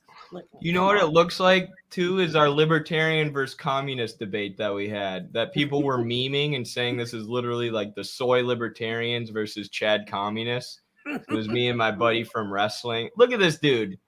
Got sunglasses inside, and then they brought in this like nerdy ginger kid who held up Mises the whole time to moderate the debate. And then this kid who's like clearly on amphetamines talking a million miles an hour and making 0 sense. Like, libertarians can't be real people. They got to be like cartoons or clones invented in a lab or something. It's wild, man. Cracks Ben, this guy with the sunglasses, cloned himself, and now he's this guy with the sunglasses. He just lost a little weight. Holy shit. That's Tommy Wiseau. I don't know. You know who Tommy Wiseau is, Noah? Oh my God. You got to watch the movie The Room. It's like the worst movie of all time. James Franco made a movie about this movie, The Room. Maybe we'll watch some clips of The Room after this, but he looks just like the guy. Nazis were socialists. Jesus Christ, he's wearing gloves. Pop that one right on your chin off the bat to frighten off all the ideas. He's literally got gloves and sunglasses indoors. Okay, let it her rip. Oh well. The party that became the Nazis existed even before the establishment of fascism, though in a greatly altered. I can't understand what he's saying. I'm gonna slow it down. Yeah. This dude talks a million miles an hour. We'll just go regular speed. One right on your chin off the bat to frighten off all the ideologues. The party that became the Nazis existed even before the establishment of fascism, though in a greatly altered, infinitely more communistic form as early as 1920 or so. But the authoritarian colossus we know from the 40s and 30s. Gotta stop it already. Response to the. Gotta stop it already. Communistic form? What? What he's talking about, the early version, the pre-Hitler Nazi party, right? Which I forget what it was called. It doesn't matter. Was always anti-Marxist. One of the reasons that Hitler sort of joined up and began leading is because of how vehemently anti-Marxist he was. And communism only is a word that we all know because of Marxism. No other reason for it. So already way off. And already I was looking for black shirts and red so I could hit this guy over the head with it. Like, nobody knows how to give a class analysis of World War II. And when you do give a class analysis, it all becomes so clear. Mm-hmm. The ascent of Italian fascism under Prime Minister and eventual dictator Benito Mussolini, from whom I will now quote, "State intervention in economic production arises when private initiative is lacking or insufficient, or when the political interests of the state are involved. This intervention may take the form of control, assistance, or direct management." So he's saying that the state should prop up capitalism. So when private initiative isn't doing the trick under capitalism, the state should intervene and, you know, use violence if necessary to keep capitalism going. How Right, the and hell that's- is that socialism? And that's precisely what fascism was. Capitalism on its own was falling into deep crisis and could not continue on in the old way. In order to continue capitalism on, the state needed to, one, intervene in the economy, and two, crush the growing workers' movement. Both of those things in concert with each other in order just to survive as capitalism. And Mussolini was stating a fact here, right? That's just something that every single state in the history of states has done. When the normal way of doing it doesn't work, you got to tweak it. Even our state right now, which isn't a fascist state, it's a liberal one, does that. You have the Fed raising and lowering interest rates in opposition to like the bond market, etc. It's the same sort of thing. And to argue, he's going to try to say that real capitalism doesn't have a state or any laws or control of the economy by the state, but this real capitalism only exists in this guy's head. It's never actually been in the real world. It's never existed, which is what libertarians do. They form a construct in their head of, you know, the state equals socialism, and then they go back through history and they nitpick quotes to try and make that seem correct and make that argument, rather than looking at history and then drawing their theory from that. If you want a really good criticism of Mussolini, look at early writings by Gramsci. Mussolini was in before the Fascist Party, the Socialist Party, and Gramsci thought he was a complete idiot, right? Like even before he sort of gave up on socialism, like, and everyone else sort of looked at him as like one of the leaders of the social democratic parties, which were sort of in line with the Second International types. Gramsci had his number. He was like, this guy has no idea what any of this stuff means. It's really good to like see the way it came out and through the censors too. Just check it out. Check out early Gramsci on Mussolini. Yeah, read what the Marxists at the time were writing about this fascist in their own country, right? Otherwise, libertarians will, you know, say all the Marxists at the time supported Mussolini when, you know, it's just a blatant lie. But if you don't know that history, you know, you don't realize how blatant of a lie it is. It'd be like someone, you know, 50 years from now saying that Joe Biden was a communist who took over America. Oh, they say that. They already say that. It's right. wrong. That's right. But if someone 50 years from now looking back said that was actually true, and then, you know, if you read what the communists now are saying, you'd realize we all hate Joe Biden. Fascism, Doctrines and Institutions, published in 1932, pages 135 to 136, in case you were fucking curious.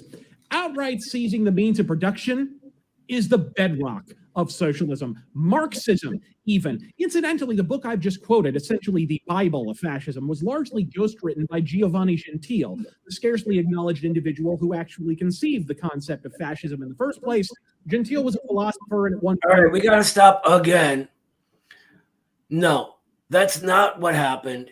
They didn't come up with this grand idea of fascism and then throw it into existence.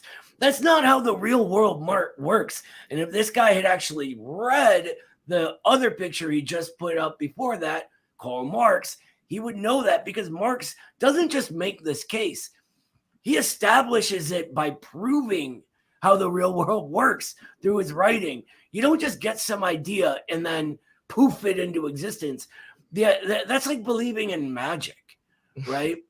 Fascism arose naturally as part of the objective processes of society happening and the objective class struggle that was going on. If you read Gentile's Doctrines of Fascism, it has nothing to do with what actually happened in Italy. That's so interesting. But no class analysis allowed, Noah. It was all just ideas poofed into reality by people, and they fought it out, and certain ideas won. No class analysis of World War II allowed. was murdered 2 years before even Mussolini was by communist partisans. The mistaken presumption that fascism... Was he just mocking the partisans in Italy? The communist partisans? Is that what he was doing? The people who were fighting against fascism in their own country heroically? I think he's implying that the partisans was like a code word for communists, and they're embarrassed of being communists. I just don't like the entire way this guy holds himself. He acts as if he's like talking down to everybody, when what he thinks he knows is objectively wrong, just objectively. Not even just I disagree with the guy. He's just wrong.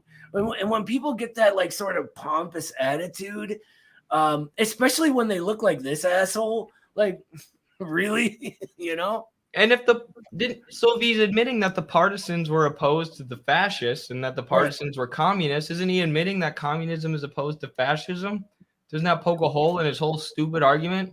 See, what's nice about the internet is it's allowed us to get more truth out there. It allows us to spread more, honest facts and logical thinking and argumentation. But it also allows for some guy sitting in a dark room with gloves and sunglasses, who probably hasn't been outside for the last 20 years, to just say a bunch of bullshit. And nobody can stop him. He can just hit upload, and nobody will edit it. Nobody will take out the blatant lies. Also, his haircut is even dumber than that shirt. It is. It's a bad haircut.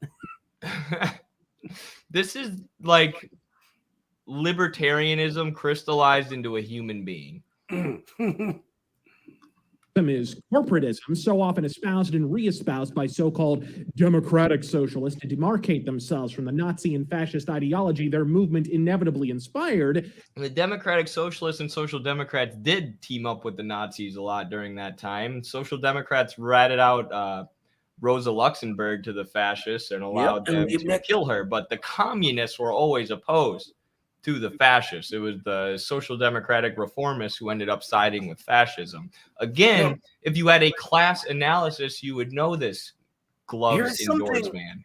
Here's something a lot of the sort of leftists get a little wrong is they hear this word corporatism and they think about corporations in league with the state, because there's a quote that's incorrectly attributed to Mussolini where he says that the corporate state is fascism or something like that, very surface level, blah, blah, blah. But what a corporate was this idea the fascist party had that they could sort of poof a new relation of production on top of the existing ones to moderate the class struggle and sort of be the middle ground that would force class collaboration. Mm-hmm. So rather than the class struggle happening, they would have these corporates, right? The corporate state was the heads of industry from X, Y, and Z, rail and mail and blah, blah, blah, whatever, had seats in the government. But these were still bourgeois things, and it never worked out because you can't just create a relation of production like that. It doesn't work. They happen organically. They develop in an imminent way, sort of imminent, IMMANENT. This is exactly why I needed you here for this, Noah. Samuel Black said, I'll just make the surface level critiques and keep roasting how he looks, and you can keep hitting us with that deep history and class analysis. But Samuel Black says, I'm surprised y'all haven't roasted him for speeding up his video to spew all this too fast for people to think and review. I didn't even think about that, but it's definitely true. And that was when I was debating libertarianism with that kid. That's why I said I think he was on amphetamines, because he would just say everything like that. No, capitalism actually doesn't lead to monopoly. If you look at this and that, blah, blah, blah, blah. I'm like, take a deep breath, buddy. Like, we're trying to discuss ideas here, and I can't hear what you're saying. I think they do the Ben Shapiro tactic of talking fast equals talking smart. Yeah, I was gonna say it's like they think they can be Ben Shapiro, but they ain't got that Mercer cartel money the way Ben Shapiro does. What's this guy's name, by the way? Razor Fist. Razor Fist. So he goes by the name Razor Fist and looks like I just want to say, hey, Razor Fist, if you ever see this by any chance, I will happily discuss this or any topic with you that you'd like. We can have a debate about Marxism if you want, or libertarianism, or we don't even have to have a debate. I want to talk to you, but when we do, you're not allowed to wear the gloves. You're just not. I'm making that my one rule. You can even make up, maybe I'm not going to wear gloves, though. If you want me to wear gloves, I won't. Anyway, yeah. What about the sunglasses, though? So I don't even know if I own sunglasses. I think he Especially might actually aviators. debate you. This guy's like a debate lord. Oh, God. I've known who he was forever. Someone says he has 350K. Yeah, he's been around on YouTube since I was in like middle school doing this kind of stuff. Yeah, I wonder how repetitive his content is. You're right. It's got to be bad. This is like such a tired, old narrative that has been dissected so many times. Right. That you would only pick up really if you're a charlatan. Right. If you're trying to make content about something that's been beat to death. Is based on a quote attributed to Mussolini in the Encyclopedia Italiana, and for the reasons I've just mentioned, has seen heavy traffic in leftist circles. It's even popped up in. What's the quote I was just talking about? Merger of state and corporate power. The problem is people don't understand what they meant by corporate. Yes. On TV and YouTube, you know who you fucking are. He abandons his anti-capitalism to instead embrace private entrepreneurship with an element of syndicalism thrown in to give workers more influence without eliminating the traditional employer-employee relationship in a corporatist structure. This is bullshit. That quote is as follows. Fascism should more properly be called corporatism because it is the merger of state and corporate power. The problem? The quote is apocryphal, outright fiction. It not only never appears in the Encyclopedia Italiana, but the statement is outright contradicted by several within the doctrine of fascism, like the one about seizing the means of production that I just quoted. But we're not here to talk about fascists in Italy or otherwise, or how fellow travelers have said about erasing the socialistic origins of Mussolini's rise. We have noxious gender studies majors with more hair colors than personality traits for that. So let's rap about Nazi. What gender studies majors are out here saying that Mussolini was never a socialist? I've heard that from the sort of like rad lib left sometimes. Really? Yeah, because, and the issue is like he comes in a lot of fascism comes out of a sort of the same middle class milieu that gets attracted to rad libism, right? Mm-hmm. And that's just history. Like they came out of a lot of the Italian fascists came out of anarchism. The issue is those same anarchists, they were never like a left or a right. That wasn't how people viewed things at all back then. And that's one of the things this guy doesn't get is the libertarianism. Guess where that comes from? Same place, buddy. Same place. You know what stood opposed to it?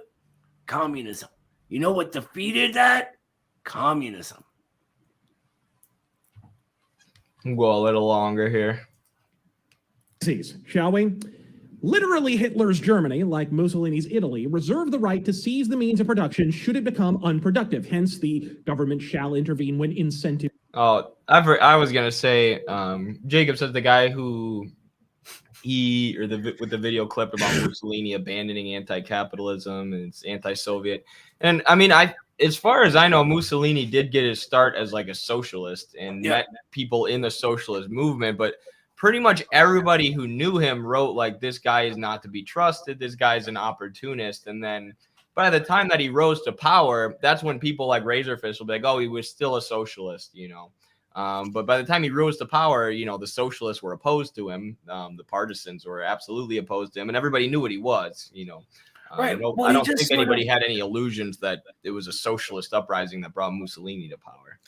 Yeah, I think the issue is that with Mussolini, that he was looking for some sort of change, and he changed over time himself, right? But he wasn't ever like, I'm an anti-capitalist and now I'm a capitalist. That never happens. Things didn't have the idea first at the time, right? It wasn't that sort of a thing.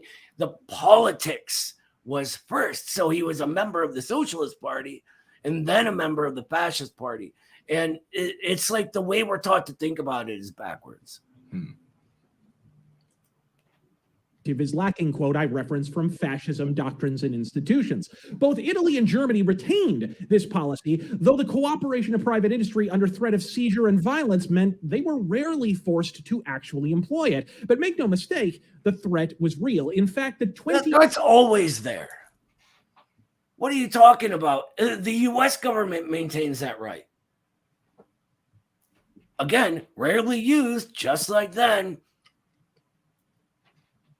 Plan of the Nazi Party included the following, quote, the nationalization of all trusts, profit sharing in large industries, and an agrarian reform in accordance with our national requirements, and the enactment of a law to expropriate owners without compensation of any land needed for the common purpose, the abolition of ground rents, and the... So this is exactly what I was saying when I said they just nitpick quotes throughout history to make their argument. Actually, just looking at the economy, which every economy ever is a mixed economy. There's never been a capitalism without a state, which is what these idiots believe in, is stateless capitalism that they invented in their heads someday coming about. But they just nitpick anywhere in the economy where, or not, yeah, I guess nitpick might be the word, but they take anywhere in the economy where the government was involved and they go, see, they had socialism. When if you know what socialism is, it's a dictatorship of the proletariat. It's a worker state. You're transitioning towards worker democracy and towards full ownership of the means of production by the working class. Does it say anywhere here that, there's going to be full ownership of the means of production by the working class? Or is it just a few places where the government's involved in industry and the government's involved in agriculture? It's just a few places so he can say, look, government involved in production, therefore, this country equals a socialist country. Well, not only that, who were they taking property from and who were they giving it to? They kept the aristocracy intact, right? They were giving property to all of these Nazi officials and aristocrats, etc., and taking it from the Jews, right? They were taking it from political enemies, things like that. That always, when it comes down to these cherry pick things, it, like Eddie was just saying, they take one small section and then they don't even look at the entire thing. Like, look, they're just looking at a list. You got to look at the actual history of what happened, how, and why. Not only that, the U.S. was doing the same thing at the time. Right? If you remember, we had the war economy. Why? Because of the Nazi war machine. Because we were socialists. We needed socialism to make weapons. That's and right. then we became not socialists when the war ended because the government wasn't making weapons anymore. That's literally the argument. Any government involvement equals this country is socialist. And the other thing he doesn't mention is what's hammered out in parentheses, black shirts and reds, all the nationalized, publicly owned industries that were privatized, that were handed, especially in Germany, that were handed over to corporations who helped Hitler rise to power, like George Bush's grandpa, Prescott Bush. They took these nationalized companies that have been functioning fine for years that paid for the social safety net and dismantled the safety net and privatized them. They moved towards corporatism. That's socialism, razor fist. Why don't you talk about that? Is it because you're a charlatan? I think he has the same issue that a ton of people have. They have a sort of ideological position and they don't read things in order to learn and see what's real. They read in order to justify a preconceived notion. They read into it. Right. That's what I started the video saying. They have that preconceived view of history and they'll fit little facts into their view. Exactly. And that's exactly what he's doing. He's trying to say, oh, but look, they're all just socialists and I'm a good little capitalist. It's sort of, well, he's not really a capitalist. He's a guy that, wants to be screwed over by his boss. And whatever, that's his right. I think he's kind of a pussy, but whatever, All right, we'll go one more segment of this video, and then I gotta call it before I jump out my window. Prohibition of all speculation in land. A particularly alarming one was also, quote, we demand the immediate communalization of large stores which will be rented cheaply to small tradespeople. A law that wouldn't look a bit out of place at a Seattle City Council meeting. Socialist policies all, which wasn't surprising. Gottfried Feder, who first drafted them, was an adamant anti-capitalist. He was later made the economic planner under Hitler and the Nazis, as was Ferdinand Zimmermann, aka Ferdinand Fried. Reading Fried's writings in Die Tat illuminates the socialistic underpinnings of National Socialism whole cloth. He also wrote a book entitled Das Ende des Kapitalismus, a title I'm sure I don't need. He really is just talking so fast that he's hoping that people don't realize how weak his arguments are. I feel like Precisely. This guy was a socialist, or this guy was a planner for Hitler's Nazis, and he was an anti-capitalist. Okay, but you said communism and fascism are the same thing, right? So this guy being an anti-capitalist, what does that mean? Was he a staunch communist? Was he part of the Communist Party? Did the Communist Party team up with Hitler, and then that's when he became the economic planner? Or was he an opportunist who never really cared about anti-capitalism anyways and sided with Hitler when Hitler rose to power because of what Noah said a million times, the changing material conditions that allowed fascism to come about in a time of capitalist crises? And, you know, it was the communists, like the organized communists were against fascism every step of the way in every country that went fascist. And it was the Soviet Union who ultimately defeated the fascists. As far as organized groups of people go, communism was opposed to fascism every step of the way. But Razor Fist will be like, well, this guy said he was an anti-capitalist, and then he worked with Hitler. Aha! I've done it. I've proved that communism and fascism are the same. Shout out to the ghost of Hannah Arendt. Like, no, you haven't proved anything other than that you can't do a class analysis to save your life. Again, he just puts his own assumptions and incorrect way of examining the real world before anything. What he does is he says socialism is this, that, and this policy want or utopian idea or something about the means of production or whatever. That isn't what anyone back then meant when they said socialism. Socialism, and I'll get into Hitler's idea of what socialism actually was, and it comes from the Prussians. But anyway, socialism for everyone, including Marx, it comes out of the utopians originally. And Robert Owen is the first guy to use the words in English.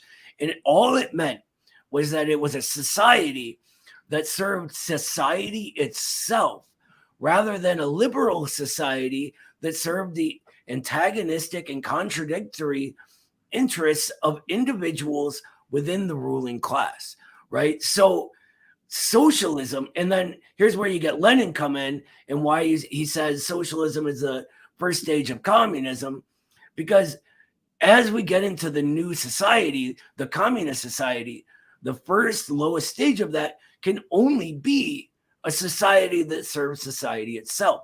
Now, what Hitler meant was he used this word socialism the same way in a society that serves society, but he had these utopian ideas arriving from a sort of nationalism, right?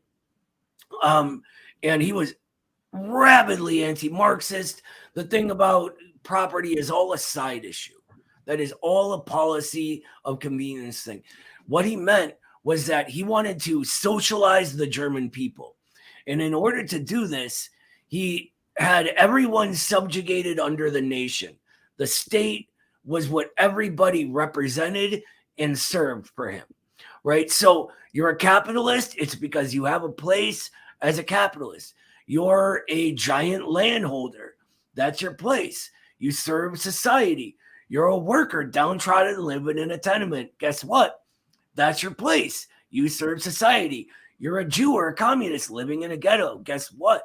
That's your place. That's how you serve society. For Hitler and the Nazi Party, this is what socialism meant in a concrete and particular way. In the universal of a socialism, it's just how he thought it would serve society. Of course, it didn't. Look what happened. And they had to expand imperialism, right? Because it was a capitalist society if taken from a concrete understanding of what it means. Sorry to ramble on. I just like people like this guy they just grind my gears because he's just so full of himself and so many assumptions that he just can tell you he just doesn't ever question. He just assumes he's right about everything. He's got that like real slappable face. I think I like what Deletion Quarter said. Well, first of all, Deletion Quarter was pointing out how ridiculous some of Razor Fist's arguments were earlier, but then I think all these libertarians are just projecting because they're all fascist as fuck when you drill down to what they actually want. That's what I've noticed with most of them. Most of them will be like, I don't want the state to do anything except for what I want, what I think is good. And they have these like really fascistic views ultimately, because libertarians, I mean, it's made up. Like there's never been a capitalism without a state. They made it up in their heads and they're like, this is, this utopian ideal that we should reach for. One of my favorites is they talk of trade without things having to be produced. Right. It's right. like It's all we trade. just It's have all the this sphere of money. circulation. There's no sphere of production. Right.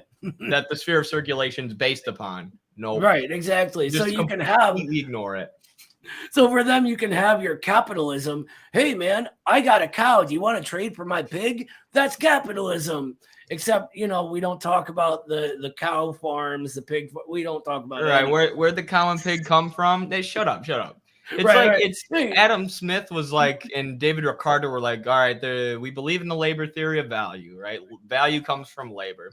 But then it goes into circulation, and that's where the real stuff happens. That's where profit is made and stuff, and it's wrong. Profit's made in production through exploitation. But then you move past that to neoclassical economics, to libertarianism, and these guys won't even acknowledge that labor exists. They're like, no, there is no sphere of production. The cows and the pigs that we traded fall from the sky and into the sphere of circulation, and then we start trading, and we make profit through being good capitalists and being such good people.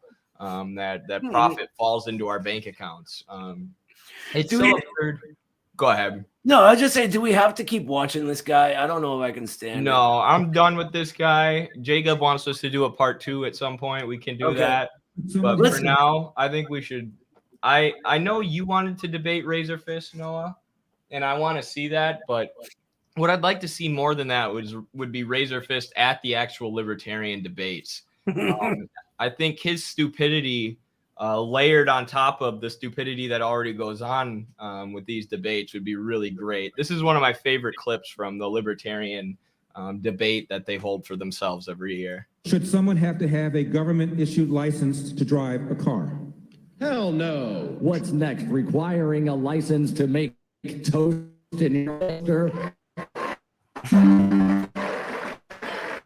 The license to drive? I'd like to see some competency exhibited by people before they drive.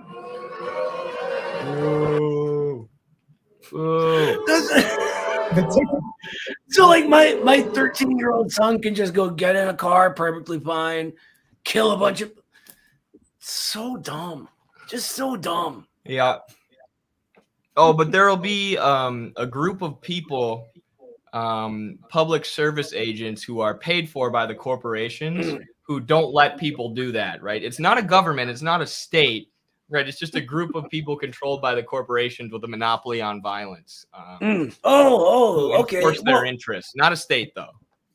Well, is it that Engels said about the anarchists? They believe that the words they use change the things in reality themselves, and that's how they mock the world. One last thing I want to show you before we end this stream, unless you had anything else you wanted to discuss, but this is actually Razor Fist. Before he got on YouTube, he was a film director, and he made this movie called The Room when he was going under the name Tommy Wiseau. So this is Razor Fist before he made that video. The Room. The Room.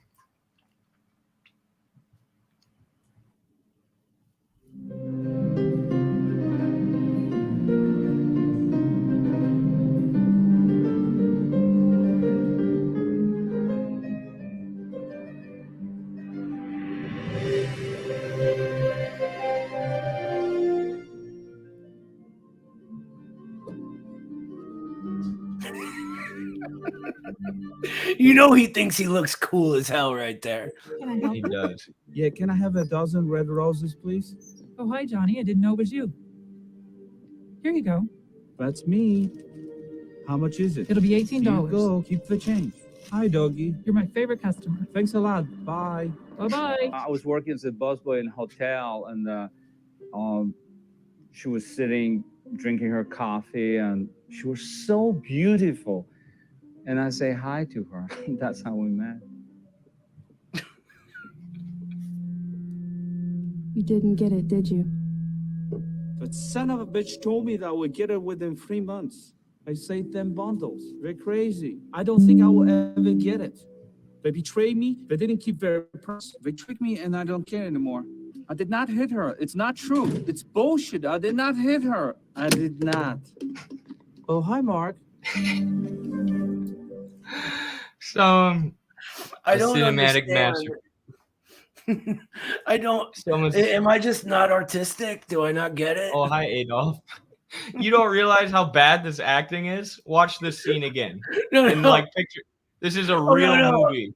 I get how bad the acting is. I was trying to pretend that was on purpose, and like it just went over my head. Oh, I got you. Sorry, the joke went over my head. No, yeah, this is Razor Fist. Someone says, "Oh, hi, Adolf." They tricked me, and I don't care anymore. In I reference did not to this hit her. It's not true. It's bullshit. I did not hit her. I did not. Oh, hi, Mark. Oh, hi, Mark. Mark's cheating Mark. on him. Or Mark's getting with Tommy's girlfriend.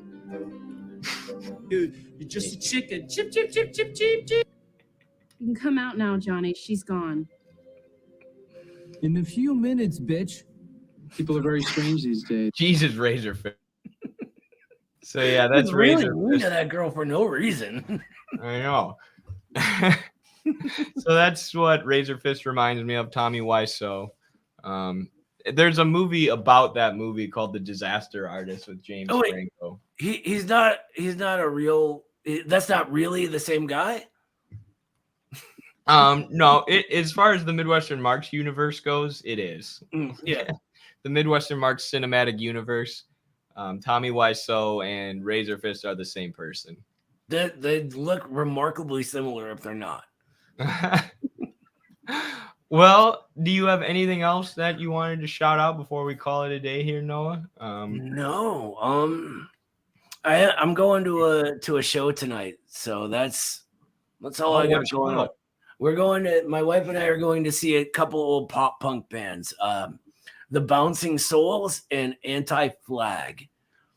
All right. Anti-Flag is this like kind of weird anarchist band, but I love the Bouncing Souls. I don't care what anyone says. Like late 90s pop punk was awesome.